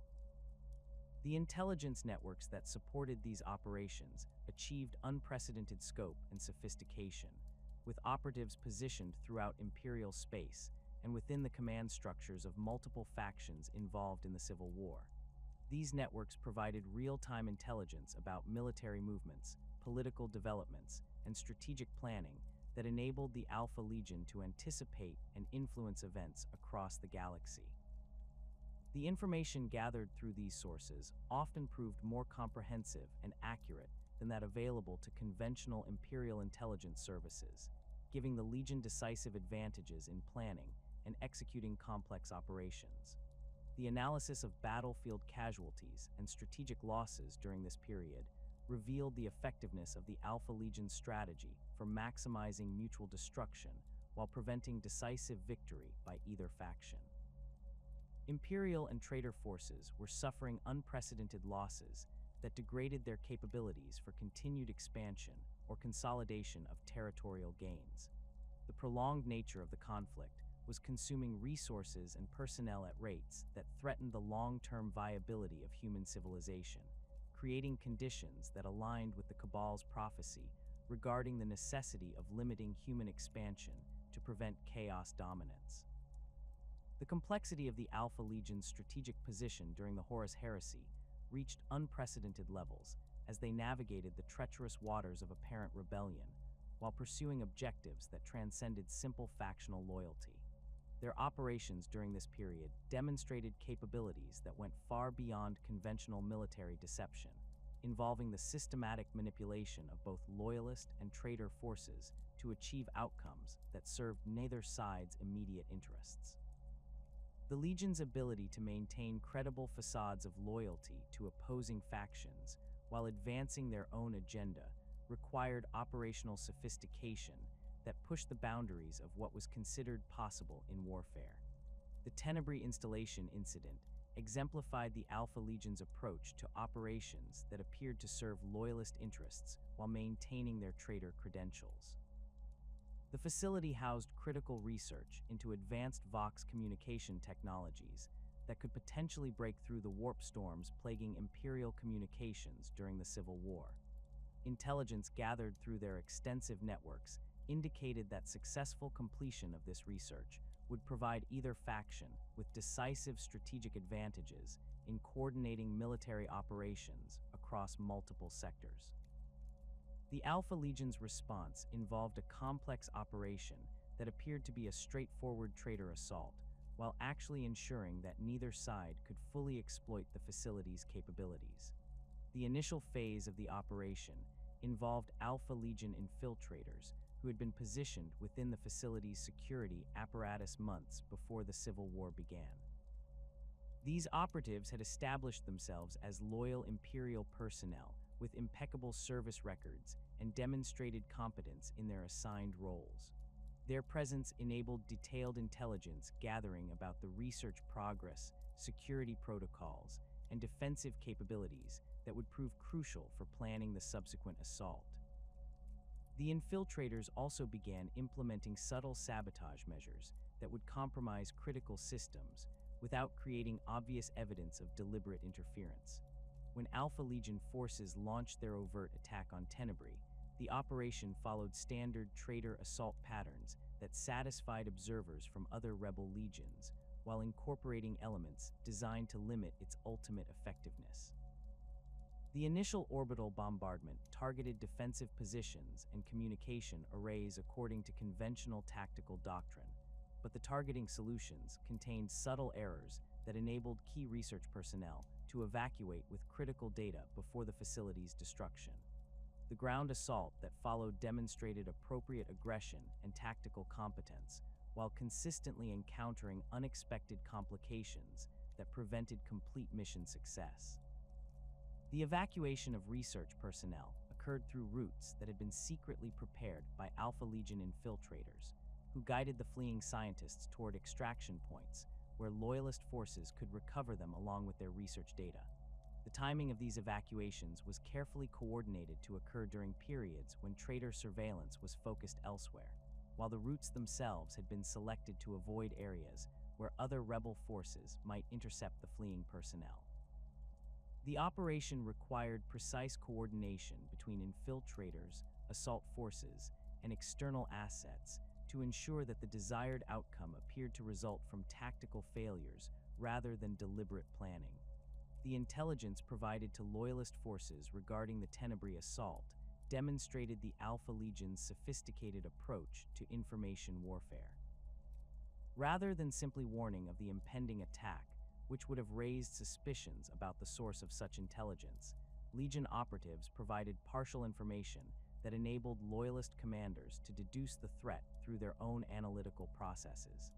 False communication intercepts suggested increased traitor activity in the sector, while carefully placed rumors indicated potential targets that included the research facility among several possibilities. The Loyalist response to this intelligence followed predictable patterns that the Alpha Legion had anticipated through their comprehensive analysis of Imperial command structures and decision-making processes. Defensive reinforcements were dispatched to multiple potential targets, spreading Loyalist forces across several systems while ensuring adequate protection for the most critical facilities. The Alpha Legion's assault timing was coordinated to exploit these defensive dispositions, creating the appearance of intelligence failures while actually enabling the desired outcome of partial mission success that served neither side's complete objectives. The aftermath of the Tenebrae operation revealed the effectiveness of the Alpha Legion's approach to achieving multiple contradictory objectives simultaneously. Traitor forces received confirmation that the research facility had been destroyed and its capabilities eliminated as a potential Loyalist advantage. However, the evacuation of key personnel and research data enabled Loyalist forces to continue development of the communication technologies at alternative locations with enhanced security measures. Neither side achieved complete victory, while the Alpha Legion advanced their broader strategic objective of prolonging the conflict through balanced opposition. The Cipra Mundi compliance operation demonstrated the Alpha Legion's ability to manipulate traitor forces into actions that ultimately served Loyalist interests while maintaining their cover as dedicated rebels. The world had declared for the Emperor following news of Horus's rebellion, raising planetary defense forces and requesting Imperial military support to resist any traitor assault. The strategic value of Cipra Mundi lay not in its industrial capabilities or population, but in its position along critical supply routes that connected Loyalist strongholds in the galactic southeast with Terra and the core Imperial worlds. Alpha Legion intelligence networks had identified Cipra Mundi as a potential target for traitor forces seeking to disrupt Loyalist supply lines, while also recognizing that the world's capture would provide minimal strategic advantage due to its limited resources and defensive capabilities. The Legion's response involved encouraging other traitor forces to assault the world, while ensuring that their efforts would ultimately fail in ways that strengthened loyalist defensive positions throughout the sector. This required careful manipulation of intelligence provided to traitor commanders and subtle sabotage of assault preparations that would create tactical disadvantages without obvious Alpha Legion involvement. The World Eater's forces assigned to the Cipra Mundi assault received intelligence suggesting that the world's defenses were significantly weaker than actual conditions warranted. Alpha Legion operatives within the 12th Legion's support structure provided false assessments of planetary fortifications, garrison strength, and civilian morale that painted a picture of easy victory requiring minimal preparation or tactical sophistication. This intelligence was carefully crafted to exploit the World Eater's preference for direct assault tactics while concealing defensive capabilities that would prove decisive during the actual engagement. The sabotage operations conducted against World Eater's supply lines and equipment inventories created additional complications that would hamper their assault effectiveness without creating obvious evidence of deliberate interference. Ammunition supplies developed quality control problems that reduced the reliability of heavy weapons, while vehicle maintenance issues created mechanical failures during critical phases of the assault. Communication equipment experienced intermittent malfunctions that disrupted coordination between different assault elements, while navigation systems provided slightly inaccurate positioning data that led to tactical confusion during landing operations. The Alpha Legion's direct participation in the Cipra Mundi assault involved providing specialized support that appeared to demonstrate their commitment to traitor objectives while actually ensuring loyalist defensive advantages. Legion technical specialists were assigned to disable planetary communication systems and orbital defense platforms, missions that required their advanced capabilities and could not be effectively performed by World Eater's personnel. However, the execution of these missions consistently fell short of complete success, leaving loyalist forces with degraded but functional defensive capabilities that proved crucial during subsequent fighting.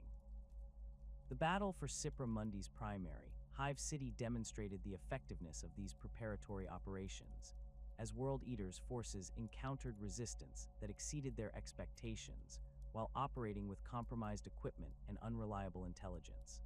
The assault devolved into prolonged urban warfare that negated many of the 12th Legion's tactical advantages while providing loyalist defenders with opportunities to inflict significant casualties on the attacking forces. The Alpha Legion units supporting the assault focused their efforts on secondary objectives that appeared important but had limited impact on the overall battle outcome.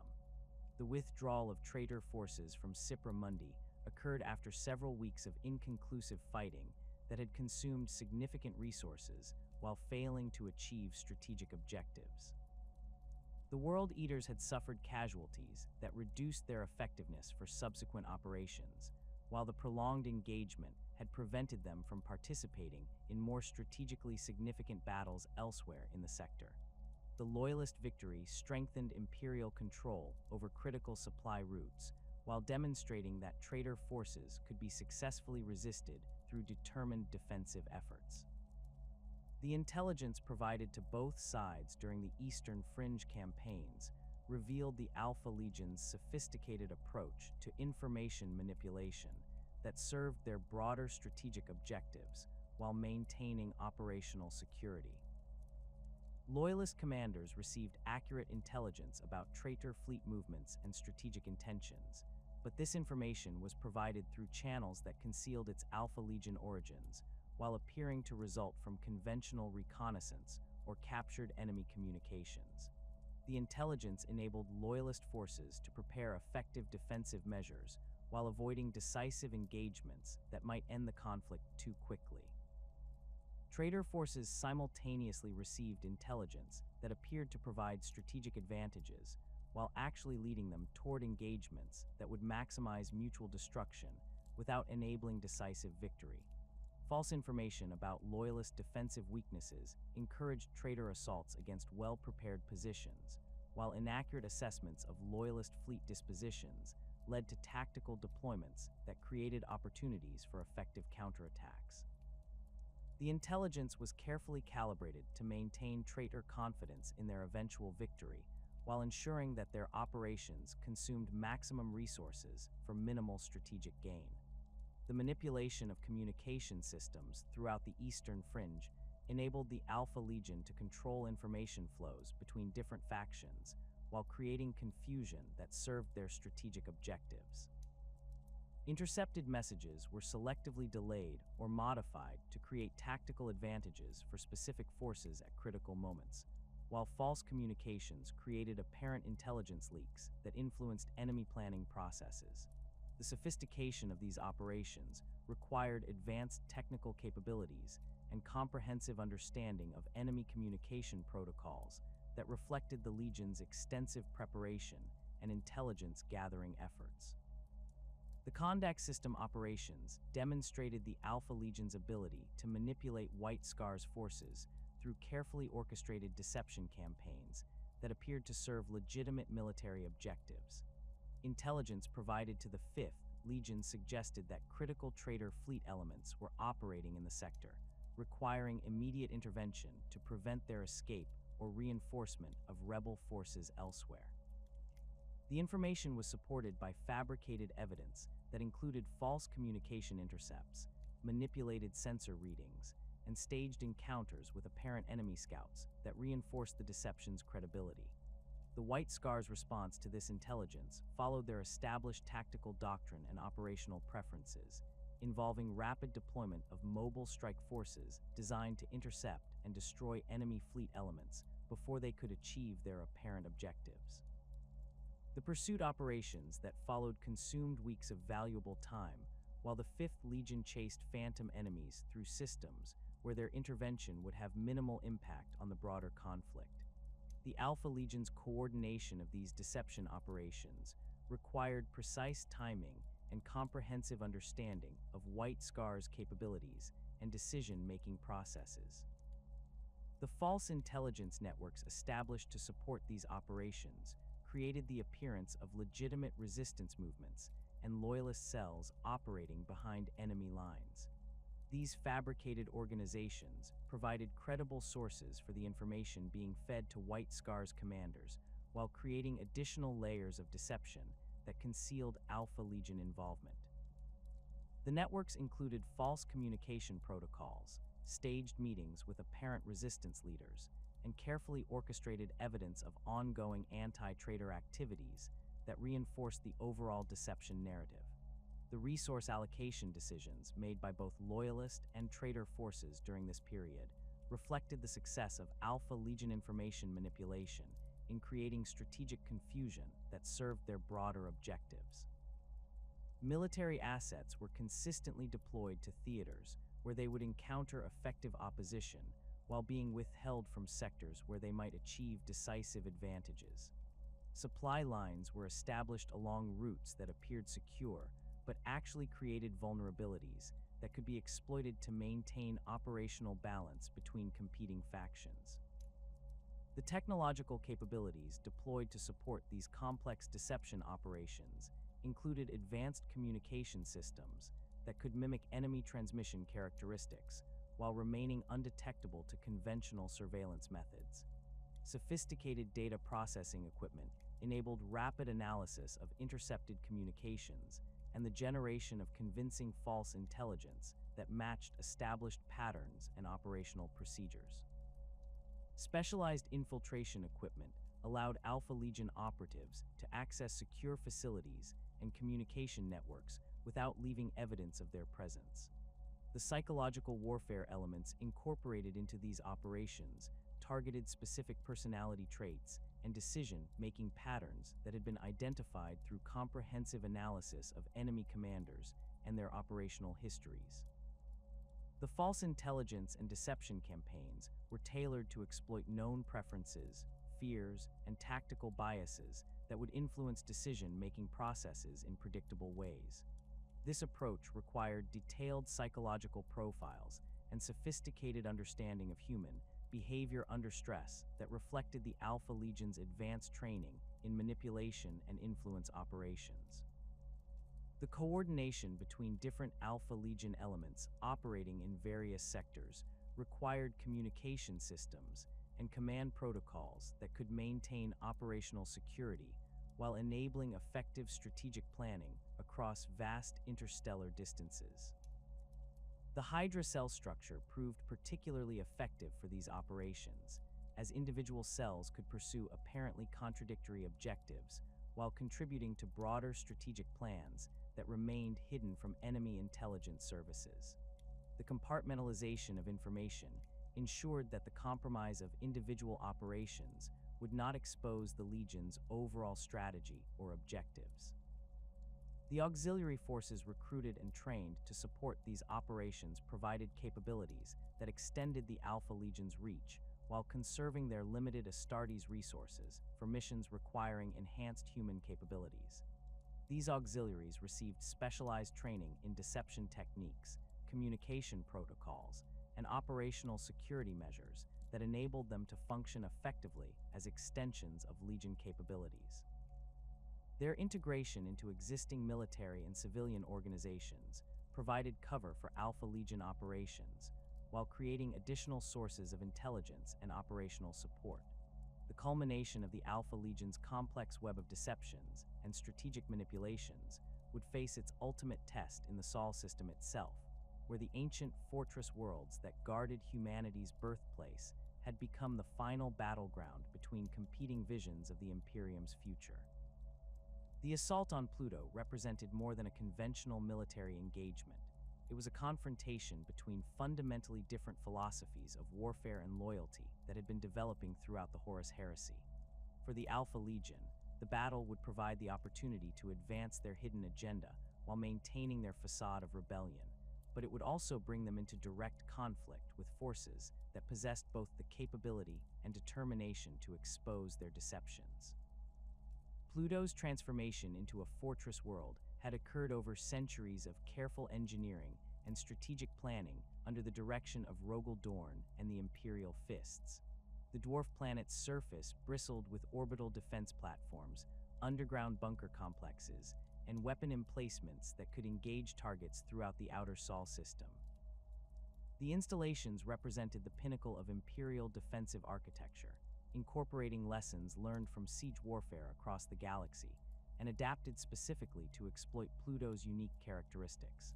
The planet's low gravity enabled the construction of massive structures that would have been impossible on worlds with standard gravitational fields, while its position at the edge of the solar system provided early warning capabilities and strategic depth for the defense of Terra itself.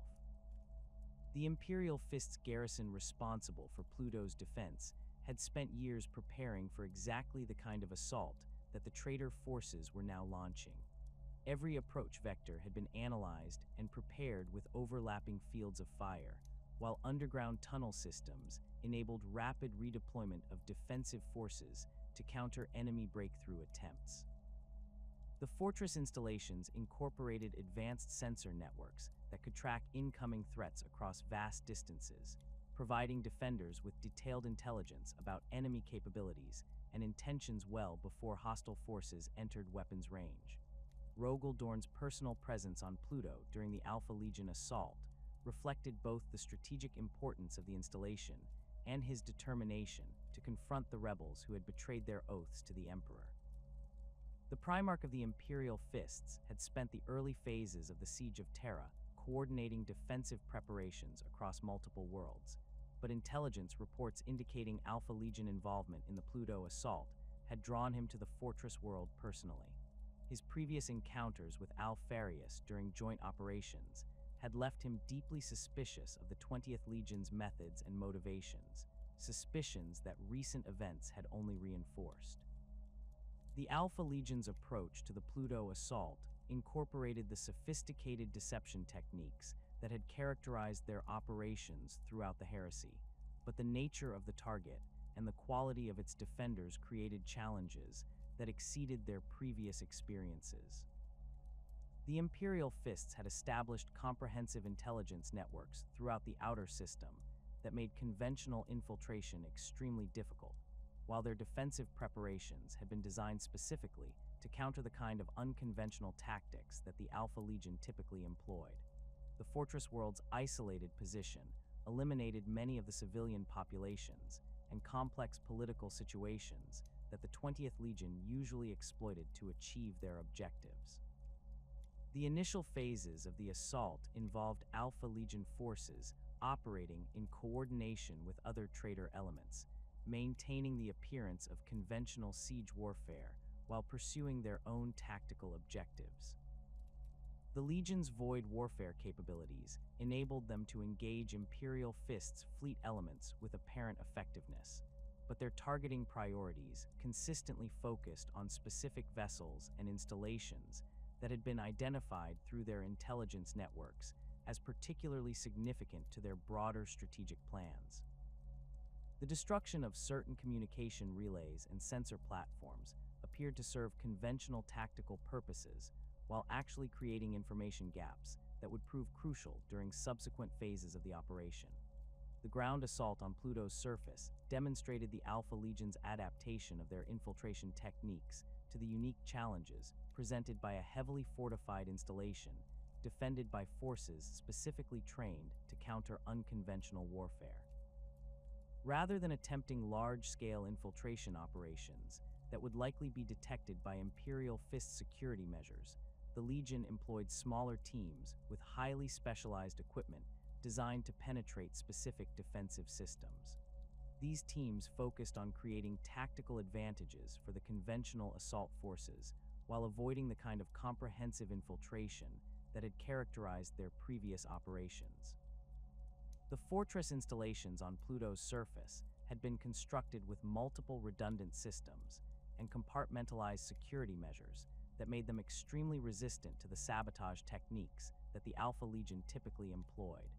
Imperial Fist's engineers had incorporated lessons learned from studying Alpha Legion operations during the early phases of the Heresy, creating defensive systems that could continue functioning even when individual components were compromised or destroyed.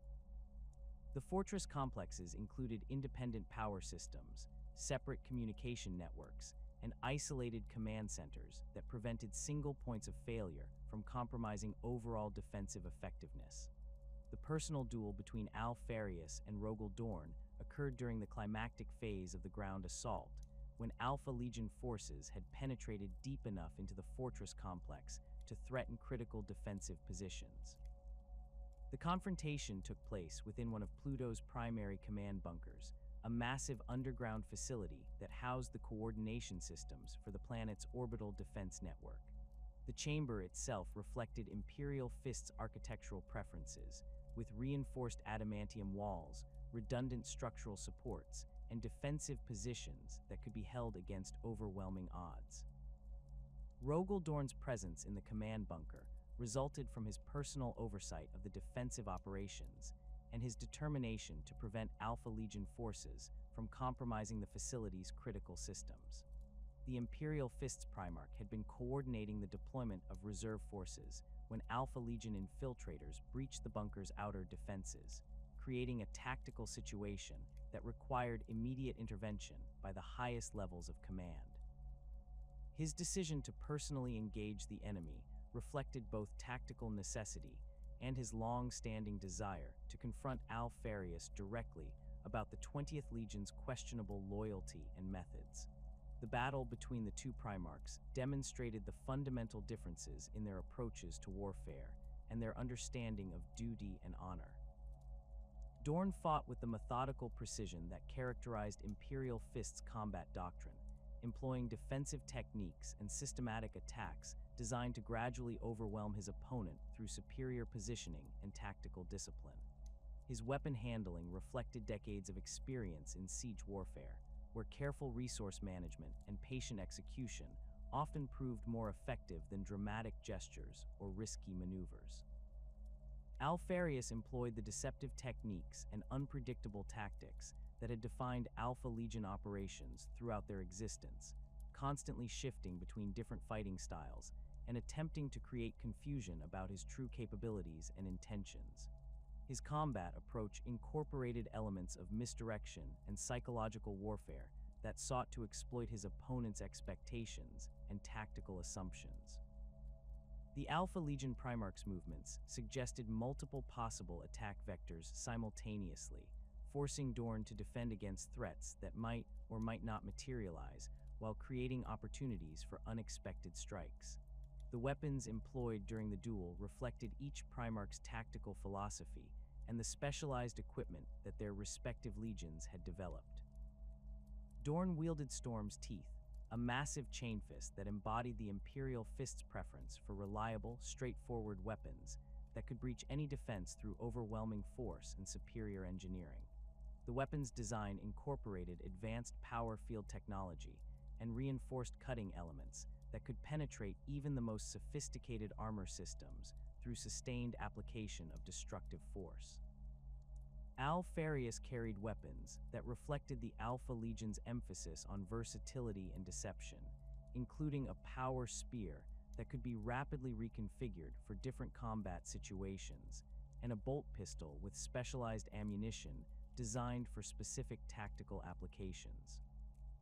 His equipment incorporated advanced targeting systems and enhanced power sources that enabled rapid adaptation to changing combat conditions, while his armor included sophisticated sensor arrays and communication systems that maintained contact with other Alpha Legion elements throughout the engagement. The duration and intensity of the combat reflected the enhanced capabilities of both Primarchs and their determination to achieve victory regardless of personal cost. The battle raged through multiple sections of the command bunker as both combatants sought tactical advantages through superior positioning and environmental exploitation. Structural damage from their weapons created new fighting positions and obstacles that influenced subsequent phases of the engagement, while the destruction of equipment and facilities eliminated tactical resources that might have influenced the battle's outcome. The decisive moment of the duel occurred when Dorn's systematic approach to combat finally overcame Alpharius's deceptive techniques through the application of overwhelming force and superior tactical positioning. The Imperial Fist's Primarch had gradually limited his opponent's options through careful maneuvering and defensive positioning, creating a situation where Alpharius's mobility and unpredictability could not compensate for Dorn's advantages in direct combat capability. The final exchange involved Storm's Teeth penetrating the Alpha Legion Primarch's defenses through a combination of precise timing and irresistible mechanical force. The apparent death of Alpharius created immediate tactical consequences for both the Alpha Legion assault forces and the Imperial Fist's defenders, as news of the Primarch's fall spread through the communication networks of both sides.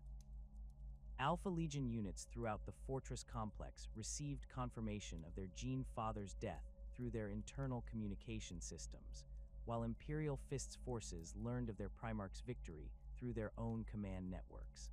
The psychological impact of this information influenced subsequent tactical decisions and unit morale in ways that would prove significant for the battle's ultimate outcome. The Alpha Legion's response to their Primarch's apparent death demonstrated both the resilience of their command structure and the sophisticated contingency planning that had characterized their operations throughout the heresy. Rather than collapsing into chaos or attempting desperate revenge attacks, Legion forces began implementing predetermined withdrawal protocols that had been established for exactly such circumstances.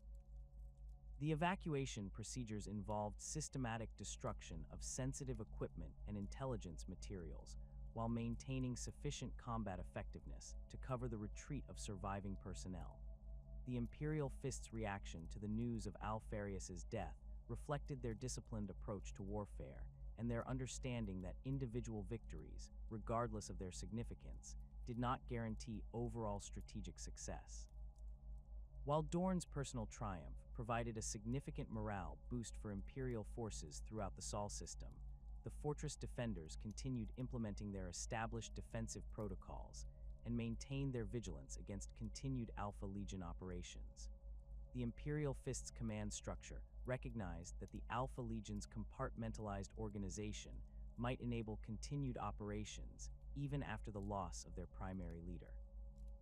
The questions surrounding the true identity of the fallen Primarch began emerging almost immediately after the conclusion of the duel, as Imperial Fist's personnel conducting post-battle analysis noted inconsistencies in the physical evidence and tactical patterns that suggested possible deception. The body recovered from the command bunker displayed all the expected characteristics of a Primarch, including the enhanced physiology and genetic markers that confirmed Alpha Legion origins. However, certain details about the armor configuration, weapon preferences, and tactical behavior during the final engagement differed slightly from established intelligence profiles of Alpharius's previous combat performances. The Alpha Legion's extensive use of body doubles and identity deception throughout their operational history created additional uncertainty about whether the fallen figure had actually been Alpharius or simply another sophisticated impersonation designed to serve specific tactical objectives. The Legion's known capabilities for physical modification and behavioral mimicry made it theoretically possible that even a detailed examination might not definitively establish the true identity of the deceased individual. The psychological conditioning and surgical alterations that enabled Alpha Legion operatives to assume false identities could potentially extend to creating convincing Primarch doubles. The tactical implications of this uncertainty extended beyond simple questions of enemy leadership casualties to encompass broader strategic considerations about Alpha Legion capabilities and intentions. If the fallen figure had indeed been Alpharius, the Legion would face significant challenges in maintaining their operational effectiveness and strategic coordination. However, if the death had been another elaborate deception, the psychological impact on Imperial forces might actually serve Alpha Legion interests by creating false confidence about their degraded capabilities. The investigation conducted by Imperial Fist's intelligence specialists revealed additional anomalies that complicated efforts to definitively establish the identity of the fallen Primarch. Communication intercepts from Alpha Legion forces during the engagement suggested genuine shock and dismay at their leader's death, but the sophisticated nature of the Legion's deception capabilities made it impossible to determine whether these reactions were authentic or simply another layer of misdirection. The behavioral patterns of surviving Alpha Legion personnel provided conflicting evidence that could support either interpretation of events. The broader strategic context of the Pluto assault and its relationship to the Alpha Legion's hidden agenda added another dimension to questions about the true significance of the apparent Primarch's death. The timing of the engagement and its tactical objectives suggested that the assault might have been designed to achieve specific goals regardless of its conventional military success or failure. The destruction of certain Imperial installations and the intelligence gathered during the operation could potentially serve the Legion's broader strategic purposes, even if the assault itself was ultimately repelled. The impact on Alpha Legion morale and unit cohesion varied significantly across different elements of the Legion, reflecting the compartmentalized nature of their organization and the varying levels of knowledge about their true strategic objectives. Units that had been operating under conventional military assumptions experienced genuine grief and tactical confusion at the loss of their Gene Father, while elements that possessed greater understanding of the Legion's complex agenda demonstrated more resilient responses that suggested preparation for such contingencies. The command succession protocols activated following the apparent death revealed the sophisticated nature of Alpha Legion organizational planning and their preparation for leadership casualties. Rather than creating a power struggle or organizational chaos, the succession process activated seamlessly through predetermined channels that maintained operational effectiveness while concealing the true extent of the Legion's command redundancy. The smooth transition suggested either exceptional organizational planning or the possibility that the apparent death had been anticipated and prepared for as part of a larger strategic deception. The intelligence gathered by both sides during the Pluto engagement provided insights into Alpha Legion capabilities and methods that would influence subsequent operations throughout the Siege of Terra. Imperial forces gained confirmation of certain tactical techniques and organizational patterns that could inform defensive preparations against future Alpha Legion operations. However, the sophisticated nature of the Legion's deception capabilities meant that even apparently reliable intelligence might be deliberately misleading, creating ongoing uncertainty about their true capabilities and intentions. The death of Alpharius on Pluto sent shockwaves through the Alpha Legion's command structure, but the true implications of this loss remained hidden beneath layers of deception that had been carefully constructed over years of preparation. While Imperial forces celebrated the elimination of what they believed to be the 20th Legion's sole Primarch, the reality was far more complex. Omegon's existence had been the Alpha Legion's most closely guarded secret, known only to the innermost circles of the Legion's command hierarchy. The survival of one half of the twin Primarchs meant that the Legion's strategic capabilities remained largely intact, though the psychological impact of losing his brother created profound changes in Omegon's approach to the war. The immediate aftermath of the Pluto engagement saw Omegon assuming direct control of all Alpha Legion operations, while maintaining the fiction that the Legion was now operating under distributed command protocols following their Primarch's death. This deception required careful coordination across multiple theaters of war, as Legion forces needed to demonstrate the expected degradation in strategic coordination while actually maintaining their sophisticated operational capabilities. Omegon's unique position allowed him to observe the reactions of both loyalist and traitor forces to news of Alpharius's death, providing valuable intelligence about enemy assumptions and strategic planning that would prove crucial in subsequent operations. The grief that Omegon experienced at the loss of his twin went beyond simple personal loss, extending to a fundamental disruption of the psychic connection that had enabled their unprecedented coordination of Legion operations. The severing of this bond created a profound sense of isolation that affected his decision-making processes and strategic thinking in ways that gradually became apparent to those few subordinates who possessed sufficient clearance to observe his behavior directly. The loss forced Omegon to rely more heavily on conventional command structures and communication systems, while simultaneously requiring him to develop new approaches to the complex strategic calculations that had previously been shared between both Primarchs. The Cabal's prophecy took on new urgency in Omegon's thinking as the Siege of Terra approached its climactic phases. The death of Alpharius had eliminated one of the key decision-makers in the cosmic choice between humanity's expansion and its destruction, leaving Omegon to bear the full weight of this responsibility alone.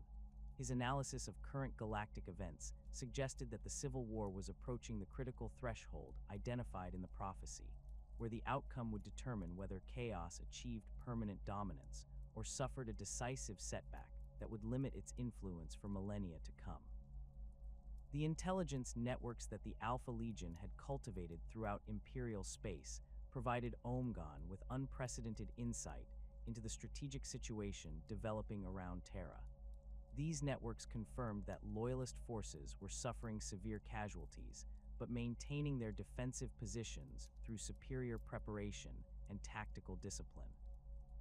Simultaneously, traitor forces were experiencing significant losses while making steady progress toward their ultimate objective of breaching Terra's defenses and confronting the Emperor directly. The mutual destruction that characterized these engagements aligned with the Cabal's requirements for preventing either side from achieving decisive victory. Omegon's strategic analysis during this period revealed the complex nature of the choice facing him as the war approached its conclusion. Supporting Horus's complete victory would likely result in chaos dominance over the galaxy, as the Warmaster's corruption had progressed to the point where he served demonic interests more than human advancement. However, enabling Loyalist victory might simply delay the inevitable expansion that would eventually provide chaos with the vast human population necessary for permanent galactic domination. The optimal outcome required careful manipulation of events to ensure mutual destruction on a scale that would cripple humanity's expansion capabilities while preventing complete chaos victory. The Siege of Terra provided Omegon with opportunities to influence the conflict's outcome through carefully coordinated operations that appeared to serve traitor interests while actually limiting their effectiveness. Alpha Legion forces participating in the siege received orders that emphasized the importance of specific tactical objectives, while subtly ensuring that their achievements would not prove decisive for the overall campaign. Communication intercepts were delayed just long enough to provide loyalist forces with opportunities to reinforce critical positions, while sabotage operations achieved partial success that degraded but did not eliminate key defensive capabilities. The assault on the Imperial Palace represented the culmination of the traitor force's strategic objectives and the point where Omegon's influence over events would prove most critical. Alpha Legion infiltrators who had been positioned within the palace's defensive systems during the pre-war period provided intelligence about loyalist defensive preparations and identified vulnerabilities that could be exploited by attacking forces. However, this intelligence was carefully filtered to provide traitor commanders with enough information to plan effective assaults, while ensuring that loyalist forces retained sufficient defensive advantages to mount effective resistance. The battle for the Eternity Gate demonstrated Omegon's sophisticated approach to achieving strategic objectives through the manipulation of tactical events. Alpha Legion forces assigned to the assault received detailed intelligence about the gate's defensive systems and the deployment of loyalist forces, enabling them to plan coordinated attacks that appeared to have excellent chances of success. However, the execution of these attacks consistently encountered unexpected complications that prevented breakthrough achievements while maintaining sufficient pressure to force loyalist commanders to commit their reserve forces to the defense. The timing of these tactical failures was carefully coordinated to occur at moments when their impact would maximize mutual casualties while preventing decisive advantages for either side. Communication systems experienced malfunctions that disrupted coordination between different assault elements at critical moments, while technical equipment developed reliability problems that reduced the effectiveness of specialized weapons and support systems. The cumulative effect of these complications was to transform what should have been a rapid breakthrough operation into a prolonged battle of attrition that consumed significant resources from both sides. Omegon's personal involvement in the siege operations required him to maintain multiple layers of deception simultaneously, as he coordinated Alpha Legion activities while concealing his survival from both loyalist and traitor intelligence services. His physical appearance had been altered through surgical procedures and technological augmentation to prevent recognition by individuals who might have encountered Alpharius during previous operations. The modifications were subtle enough to avoid detection during casual encounters, while providing sufficient disguise to enable direct participation in critical missions without compromising operational security. The psychological burden of maintaining these deceptions while processing the loss of his twin created significant stress that affected Omegon's decision-making processes in ways that gradually became apparent to his closest subordinates. His tactical judgments became more conservative and methodical, reflecting a shift from the intuitive coordination that had characterized the dual Primarch approach to more conventional analytical processes. This change required adjustments to Alpha Legion operational procedures and communication protocols to accommodate their leader's modified command style, while maintaining their effectiveness in complex operations. The intelligence provided to both loyalist and traitor forces during the siege's final phases reflected Omegon's increasingly sophisticated understanding of the strategic requirements for achieving the Cabal's objectives. Loyalist commanders received accurate warnings about impending traitor assaults, but these warnings were timed and formatted to appear consistent with conventional intelligence gathering, rather than revealing the existence of high-level sources within enemy command structures. The information enabled effective defensive preparations, while avoiding the kind of comprehensive advantage that might enable rapid loyalist victory. Traitor forces simultaneously received intelligence that encouraged continued offensive operations, while ensuring that these efforts would encounter prepared resistance. False assessments of loyalist morale and defensive capabilities suggested that breakthrough victories were achievable through sustained pressure, encouraging commanders to commit additional resources to assaults that would ultimately prove costly and inconclusive. The intelligence was carefully calibrated to maintain traitor confidence in eventual victory, while ensuring that their operations consumed maximum resources for minimal strategic gain. The climactic confrontation between Horus and the Emperor represented the ultimate test of Omegon's strategy for achieving the Cabal's objectives through careful manipulation of galactic events. The Alpha Legion's intelligence networks provided detailed information about the preparations for this encounter, including the defensive measures implemented around the Emperor's location and the tactical plans developed by traitor forces for breaching these defenses. Omegon's analysis of this information revealed opportunities to influence the confrontation's outcome through subtle interventions that would not be detected by either side. The security systems protecting the Emperor's sanctum had been designed to prevent unauthorized access while enabling loyal forces to provide support during critical moments. Alpha Legion technical specialists had identified vulnerabilities in these systems that could be exploited to create tactical advantages for attacking forces, but their analysis also revealed countermeasures that could be activated to limit the effectiveness of such exploitation. Omegon's orders to his technical teams emphasized the importance of maintaining system functionality while creating apparent vulnerabilities that would encourage traitor assault attempts. The final assault on the Emperor's position involved Alpha Legion forces in supporting roles that appeared to demonstrate their continued loyalty to Horus, while actually ensuring that the confrontation would occur under conditions that served the Cabal's strategic requirements.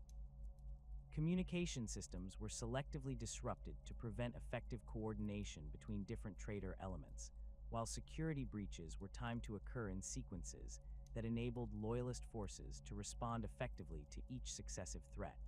The cumulative effect was to ensure that Horus faced the Emperor in single combat rather than overwhelming him through coordinated assault by multiple Primarchs and their forces. The outcome of the Emperor-Horus confrontation validated Omegon's strategic analysis and confirmed the effectiveness of his approach to achieving the Cabal's objectives. The mutual destruction achieved through the battle eliminated both the Warmaster as a vehicle for chaos expansion and severely wounded the Emperor as a driving force for human galactic dominance. The psychological impact of these losses on both loyalist and traitor forces created conditions that would prevent either side from achieving the kind of decisive victory that could lead to renewed expansion or complete chaos domination. The immediate aftermath of the siege saw Omegon implementing contingency plans that had been developed to manage the transition period following the achievement of the Cabal's primary objectives. Alpha Legion forces began systematic withdrawal operations that appeared to result from the collapse of traitor coordination following Horus's death, while actually representing carefully planned repositioning to support long-term strategic goals. The withdrawals involved the destruction of sensitive equipment and intelligence materials while preserving critical assets that would be necessary for continued operations during the post-war period. The fragmentation of the traitor forces following their defeat at Terra provided Omegon with opportunities to influence the development of the ongoing conflict that would become known as the Long War. Rather than attempting to maintain unified resistance against loyalist forces, he encouraged the development of independent warband structures that would pursue their own objectives while contributing to the overall pattern of mutual destruction that served the Cabal's strategic requirements. This approach ensured that chaos forces would remain active enough to prevent Imperial consolidation, while avoiding the kind of coordinated effort that might enable renewed expansion. The establishment of new command protocols for Alpha Legion operations during the post-siege period reflected the changes in strategic objectives and operational requirements that resulted from the achievement of the Cabal's primary goals. The Hydra cell structure was expanded to enable greater independence for individual units while maintaining coordination capabilities that would support long-term strategic planning. New communication systems were implemented to enable secure contact between widely dispersed Legion elements, while preventing enemy intelligence services from gaining insight into their true objectives and capabilities. The recruitment of new personnel to replace casualties suffered during the siege involved careful selection of candidates who possessed the psychological flexibility and moral adaptability necessary for the Legion's increasingly complex mission parameters. The screening processes emphasized individuals who could function effectively within ambiguous authority structures while maintaining loyalty to abstract strategic objectives that might not align with conventional military or political goals. The training programs developed for these recruits incorporated advanced psychological conditioning designed to prepare them for operations that would extend across decades or centuries of continued galactic conflict. The long-term strategic planning that occupied Omegon's attention during this period involved complex calculations about the future development of galactic civilization and the ongoing struggle between order and chaos. His analysis suggested that the immediate objectives established by the Cabal had been successfully achieved, but that continued vigilance would be necessary to prevent either Imperial resurgence or renewed chaos expansion from creating conditions that could lead to galactic domination by either faction. The Alpha Legion's role in this ongoing conflict would require adaptation to changing circumstances while maintaining their core mission of preserving galactic balance through strategic intervention. The Great Scouring that followed the Siege of Terra presented the Alpha Legion with unprecedented challenges as the Imperium sought to purge the galaxy of all traces of chaos, corruption, and traitor influence. Unlike their fellow traitor legions, who faced the Loyalist pursuit with straightforward resistance or desperate flight, the Alpha Legion's response demonstrated the sophisticated strategic planning that had characterized their operations throughout the Heresy. Omegon's analysis of the post-war situation revealed that the Scouring represented both a threat to Legion survival and an opportunity to advance their long-term objectives through the systematic fragmentation of Imperial unity and the prevention of renewed expansion that could serve chaos interests. The immediate aftermath of Horus's defeat saw Loyalist forces launching coordinated campaigns to eliminate traitor strongholds throughout Imperial space.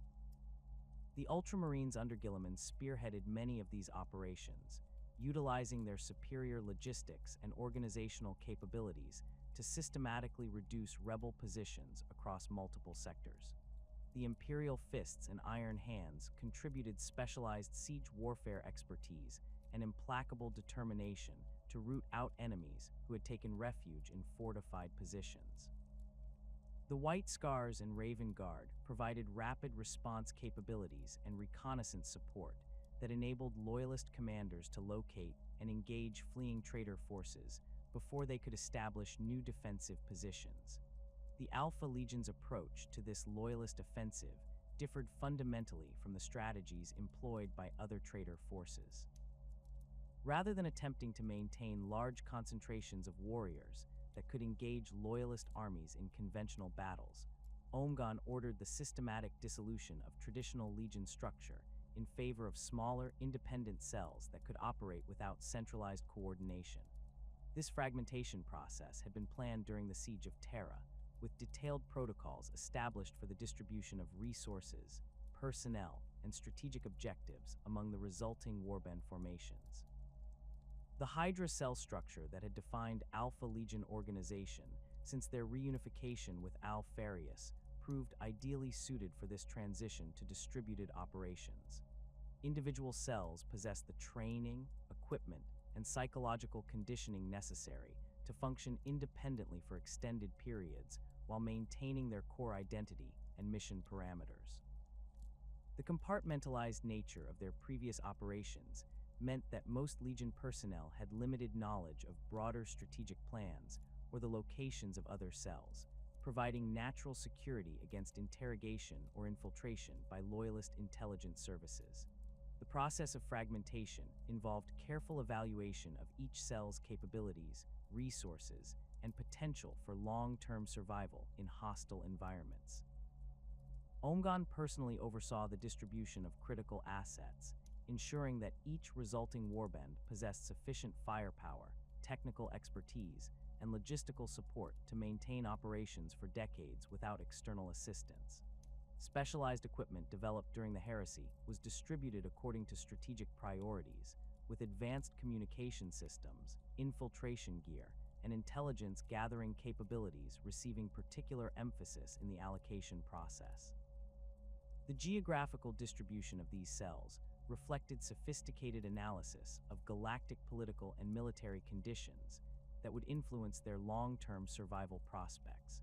Rather than concentrating forces in specific regions that might attract coordinated loyalist attention, the cells were dispersed throughout Imperial space according to patterns that maximized their collective ability to influence galactic events while minimizing their vulnerability to systematic elimination. Some cells were positioned in the galactic fringe, where Imperial authority remained weak, while others established themselves in core systems, where their activities could have maximum impact on Imperial stability. The operational doctrines developed for these independent cells emphasized adaptability and long-term thinking over immediate tactical success. Each warband received broad strategic objectives that could be pursued through various means depending on local conditions and opportunities. These objectives typically involved undermining Imperial authority through political manipulation, economic sabotage, or the cultivation of separatist movements that would prevent the kind of unified expansion that the Cabal's prophecy had identified as dangerous to galactic stability. The recruitment strategies implemented by individual cells reflected the Alpha Legions, understanding that their long-term survival depended on their ability to replenish losses and expand their capabilities through the integration of new personnel. Rather than relying solely on traditional Space Marine recruitment from specific worlds, the cells began incorporating human auxiliaries, corrupted Imperial officials, and even alien allies who could provide specialized capabilities or access to resources that would be unavailable through conventional channels.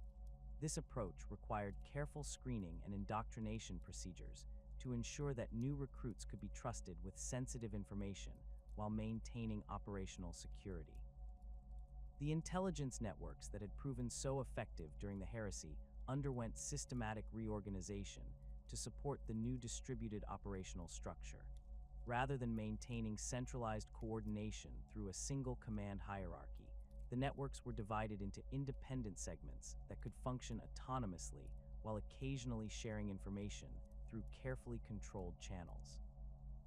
This compartmentalization ensured that the compromise of individual network elements would not expose the broader intelligence apparatus, while maintaining sufficient coordination to enable strategic cooperation when circumstances warranted such collaboration. The technological resources available to individual cells varied significantly based on their specific mission parameters and operational environments.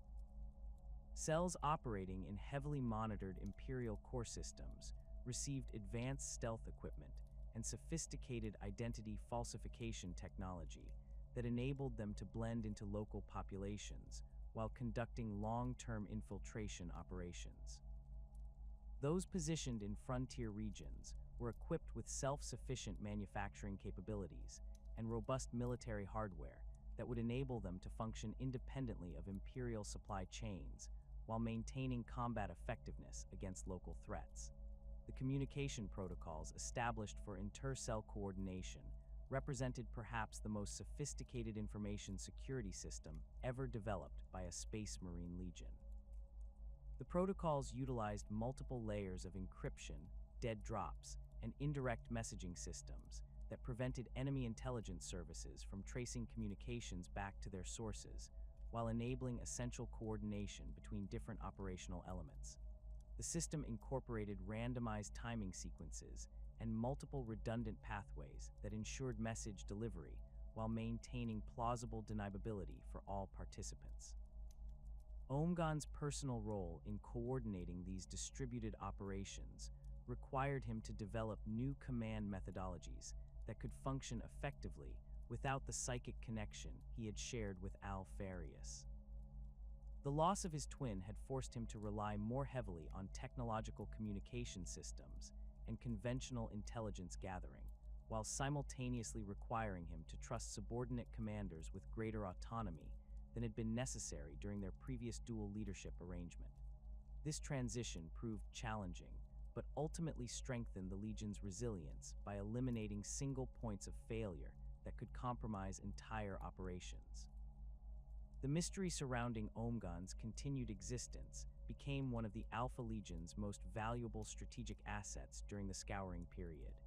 Imperial intelligence services had confirmed Alpharius's death on Pluto through multiple independent sources, leading them to assume that the 20th Legion was operating under distributed command following the loss of their Primarch.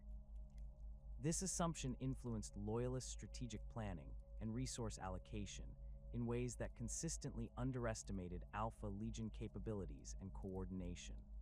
The psychological impact of fighting an apparently leaderless enemy created additional complications for Imperial commanders who struggled to predict enemy behavior without clear command personalities to analyze. The perpetuation of the "I am Alpharius" phenomenon among Alpha Legion operatives took on new significance during this period, as it provided both operational security and psychological warfare benefits that exceeded its original purposes. Individual cell members could claim Primarch authority when circumstances required such deception, while the continued use of this phrase by captured or interrogated operatives reinforced Imperial assumptions about the Legion's distributed command structure. The practice created genuine confusion among enemy intelligence services, who found it impossible to determine whether specific claims represented actual command authority or simple psychological manipulation. The surgical and technological modifications that enabled Alpha Legion operatives to assume false identities became increasingly sophisticated during the Scouring, as individual cells developed specialized capabilities for long-term infiltration operations. Advanced medical procedures could alter physical appearance, vocal patterns, and even genetic markers to create convincing false identities that would withstand detailed scrutiny by Imperial security services. These modifications were often irreversible, requiring operatives to commit permanently to their assumed roles while maintaining their core loyalty to Legion objectives. The psychological conditioning programs implemented to support these deep cover operations involved techniques that went far beyond standard Space Marine indoctrination procedures. Operatives underwent intensive training in behavioral modification, memory manipulation, and personality restructuring that enabled them to genuinely believe in their false identities while retaining access to their true loyalties when specific trigger conditions were met. This conditioning created individuals who could pass even psychic interrogation while maintaining their effectiveness as Alpha Legion assets. The impact of these infiltration operations on Imperial institutions became apparent gradually as the Scouring progressed and Loyalist forces encountered increasing difficulties in maintaining coordination and strategic effectiveness. Communication systems experienced inexplicable failures at critical moments, while intelligence reports contained subtle inaccuracies that led to tactical mistakes and strategic miscalculations. Supply chains developed reliability problems that prevented effective logistical support for extended campaigns, while administrative systems generated bureaucratic complications that delayed or misdirected military operations. The cultivation of separatist movements throughout Imperial space represented one of the Alpha Legion's most successful long-term strategies for preventing renewed expansion while maintaining the appearance of loyal opposition to Imperial authority. Individual cells provided covert support to planetary governors, military commanders, and civilian leaders who possessed legitimate grievances against Imperial policies or taxation. This support typically involved intelligence about Imperial military dispositions, advanced weaponry that could enable effective resistance, and strategic advice about timing and coordination that maximized the impact of rebellious activities.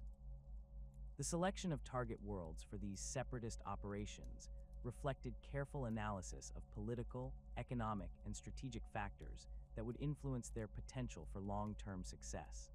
Worlds with strong local traditions, significant economic resources, or strategic positions along critical supply routes received particular attention, as successful rebellions in these locations would have maximum impact on imperial stability and expansion capabilities.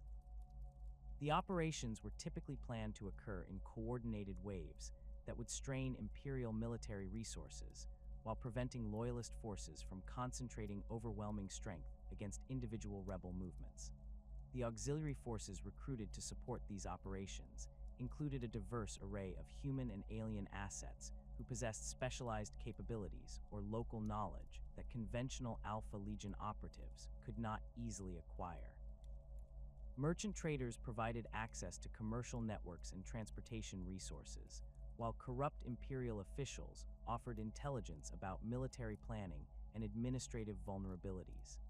Alien allies contributed technological resources and strategic insights that enabled more effective resistance against imperial forces, though these relationships required careful management to prevent exposure of Alpha Legion involvement. The long-term strategic objectives that guided these distributed operations reflected Omegon's sophisticated understanding of galactic political dynamics and his commitment to the Cabal's vision of preventing either imperial or chaos dominance over the galaxy. Rather than seeking immediate tactical victories or territorial gains, the Alpha Legion focused on creating conditions that would prevent large-scale military campaigns while maintaining sufficient instability to prevent economic and demographic expansion. This approach required patience and strategic thinking that extended across decades or centuries of continued operations.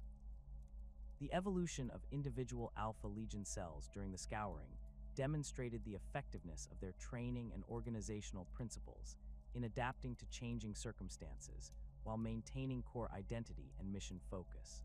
Cells operating in different environments developed specialized capabilities and tactical approaches that reflected their unique challenges and opportunities, while maintaining sufficient commonality to enable coordination when circumstances warranted joint operations.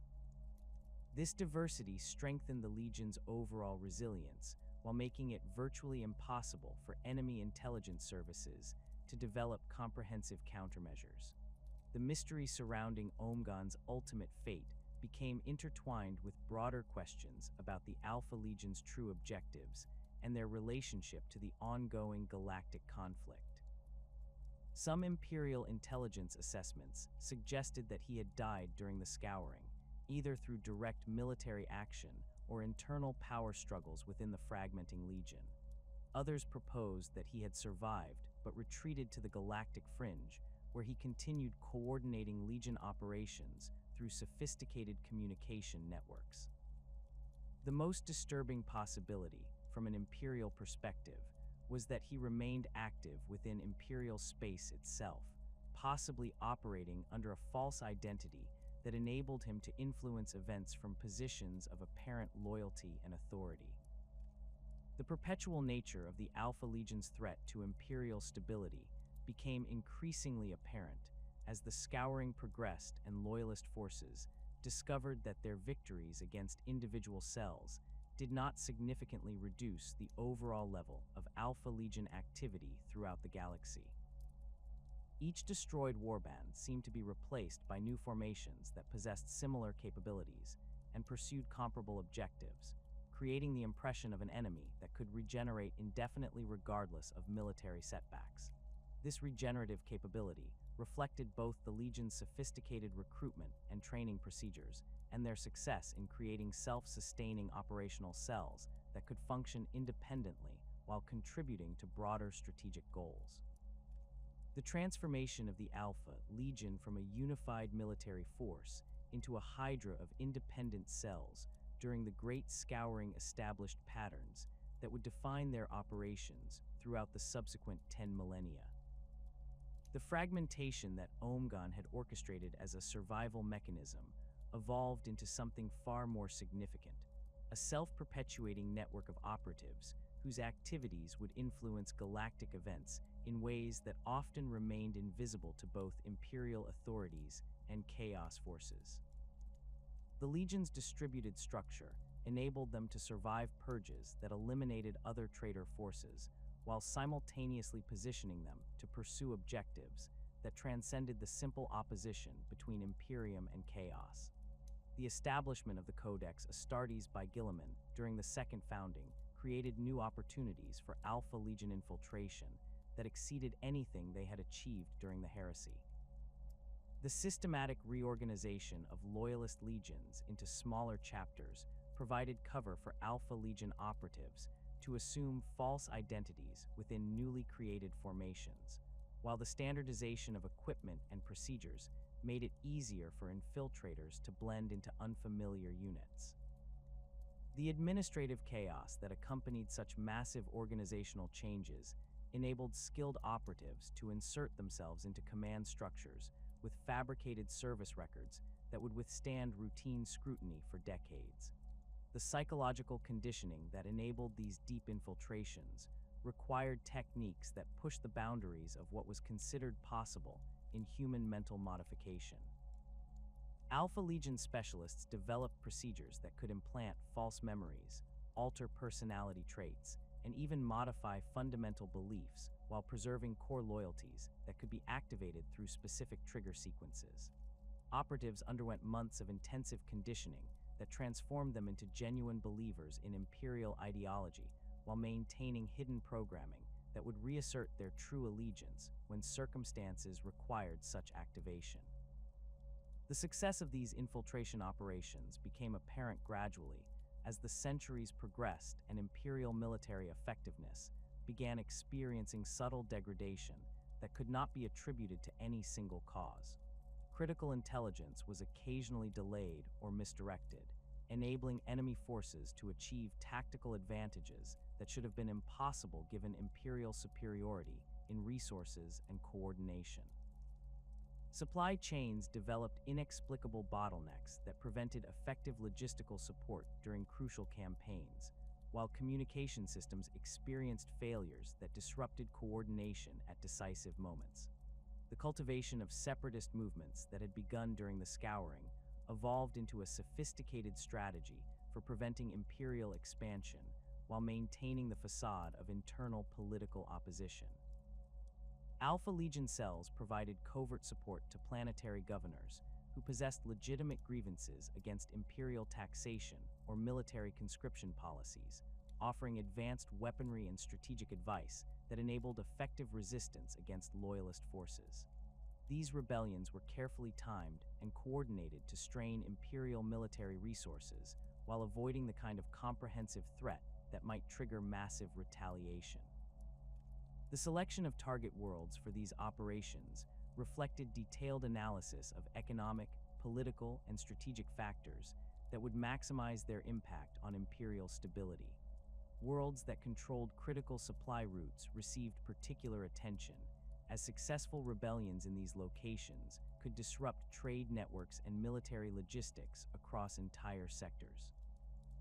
Resource-rich planets were targeted to deny the Imperium access to materials necessary for continued expansion, while worlds with strong local traditions provided fertile ground for separatist ideologies that could spread to neighboring systems. The mystery surrounding Omegon's ultimate fate became one of the most enduring questions in Imperial intelligence circles, with various theories proposed to explain the continued coordination evident in Alpha Legion operations, despite the apparent absence of centralized leadership. Some analysts suggested that he had established a network of successor commanders who maintained his strategic vision through carefully preserved doctrinal teachings. Others proposed that advanced communication technologies enabled him to coordinate operations from a hidden stronghold in the galactic fringe, or even from within the Eye of Terror itself. The most disturbing possibility, from an Imperial perspective, was that Omegon had successfully assumed a false identity within the Imperial hierarchy itself, using his position to influence policy decisions and strategic planning in ways that served Alpha Legion objectives. The surgical and psychological modifications that enabled such deep cover operations had reached levels of sophistication that made detection virtually impossible through conventional means. Even psychic interrogation could be defeated through conditioning techniques that created genuine belief in false identities while concealing true loyalties beneath layers of programmed responses. The impact of Alpha Legion activities on major galactic events became increasingly apparent as the millennia progressed and patterns emerged that suggested coordinated manipulation of political and military developments. The Age of Apostasy saw separatist movements emerge with suspicious timing and coordination, while the Badab War involved strategic miscalculations and intelligence failures that enabled the conflict to escalate beyond what should have been possible given Imperial resources and experience. The 13th Black Crusade encountered Imperial defensive responses that were simultaneously more organized and less effective than historical precedent would suggest. The relationship between Alpha Legion cells and Chaos forces remained deliberately ambiguous throughout this period, as individual warbands pursued strategies that sometimes appeared to serve demonic interests while actually advancing objectives that conflicted with Chaos expansion. Some cells provided intelligence to Chaos Space Marine warbands about Imperial defensive positions, but this information was often carefully selected to encourage attacks against targets whose destruction would serve broader strategic goals rather than simply advancing Chaos territorial gains. Other cells actively opposed Chaos incursions when such opposition aligned with their mission to prevent any single faction from achieving galactic dominance. The technological capabilities available to Alpha Legion operatives evolved significantly during the millennia following the heresy, as individual cells developed specialized equipment and techniques adapted to their specific operational requirements. Communication systems achieved levels of sophistication that enabled secure coordination across vast interstellar distances while remaining undetectable to Imperial surveillance networks. Identity alteration technology advanced to the point where operatives could assume false identities that would withstand genetic analysis and even psychic scrutiny, while maintaining the ability to revert to their true forms when circumstances required such transformation. The recruitment strategies employed by different cells reflected their adaptation to changing galactic conditions and the need to maintain operational capabilities despite constant attrition from Imperial countermeasures. Traditional Space Marine recruitment from specific worlds was supplemented by the integration of human auxiliaries, corrupted Imperial officials, and even alien allies who possessed specialized knowledge or capabilities that conventional operatives could not easily acquire. These diverse recruitment sources created cells with unusual capabilities and tactical approaches that made them difficult for Imperial intelligence services to categorize or predict. The psychological impact of fighting an enemy whose true objectives remained unclear created ongoing challenges for Imperial military commanders who struggled to develop effective countermeasures against Alpha Legion operations. Traditional approaches to combating Chaos forces relied on understanding enemy motivations and strategic goals, but Alpha Legion activities often appeared to serve contradictory purposes that defied conventional analysis. Military victories against individual cells provided only temporary relief, as new formations would emerge with similar capabilities and pursue comparable objectives through different methods. The investigation of Alpha Legion activities by Imperial intelligence services revealed the sophisticated nature of their operational security and the multiple layers of deception that protected their true objectives from discovery. Captured operatives typically possessed only limited knowledge of broader strategic plans, while their psychological conditioning made them genuinely believe in false motivations that concealed their actual mission parameters.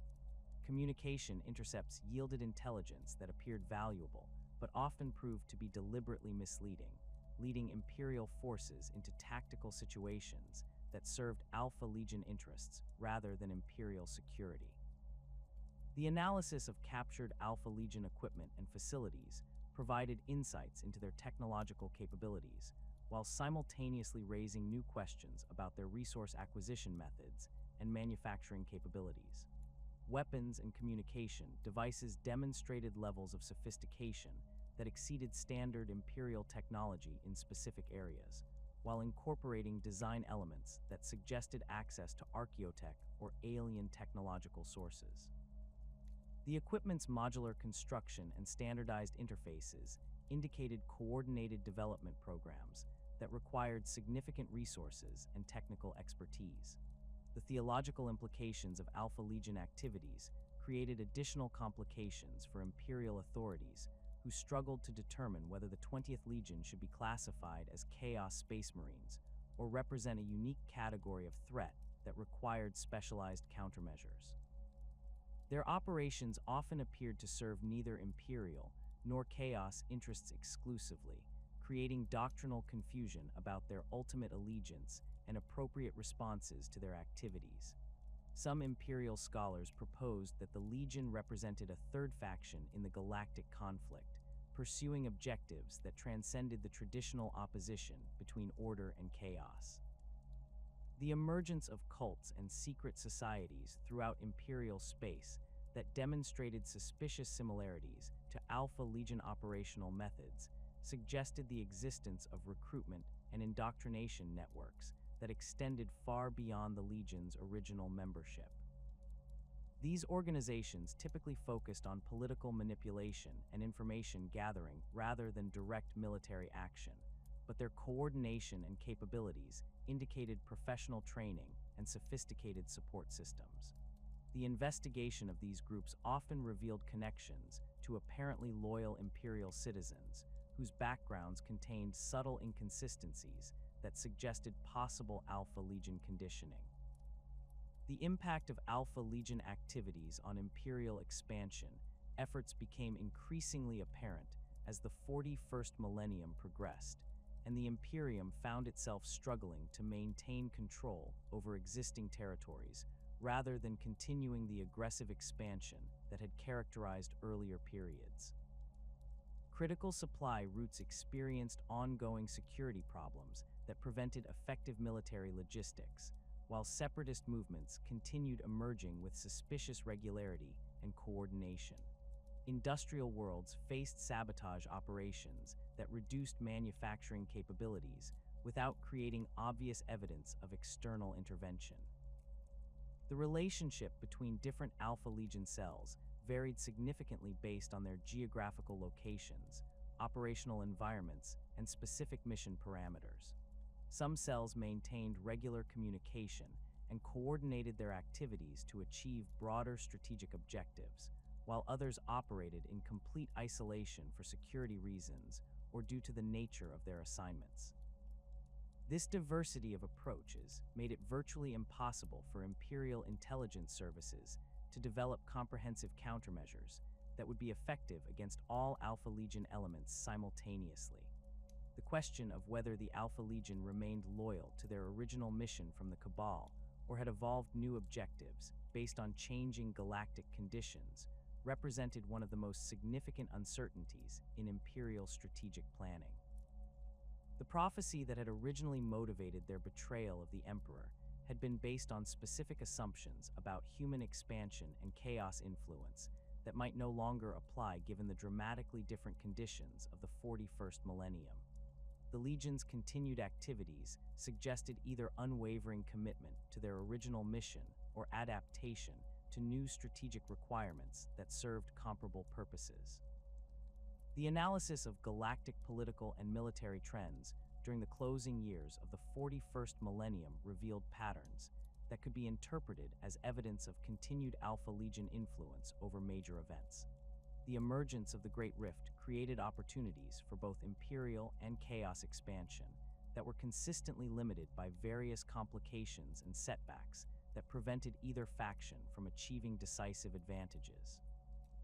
The return of Robute Guilliman and his efforts to reform Imperial institutions encountered obstacles and opposition that often appeared to result from internal political conflicts rather than external military threats.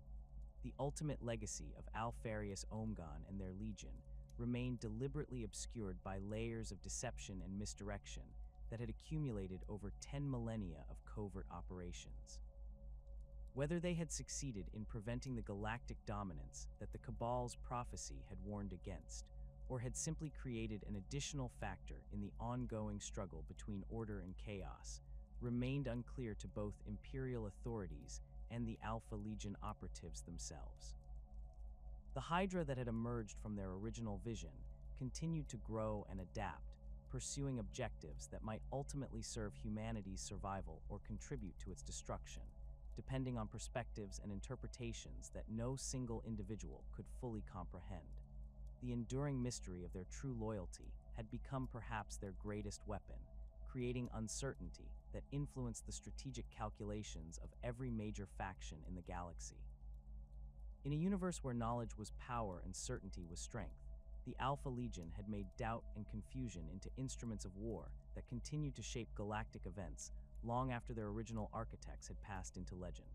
Their legacy was not victory or defeat, but the eternal question of whether their actions served salvation or damnation for the species they had sworn to protect through methods that might ultimately destroy everything they claimed to defend.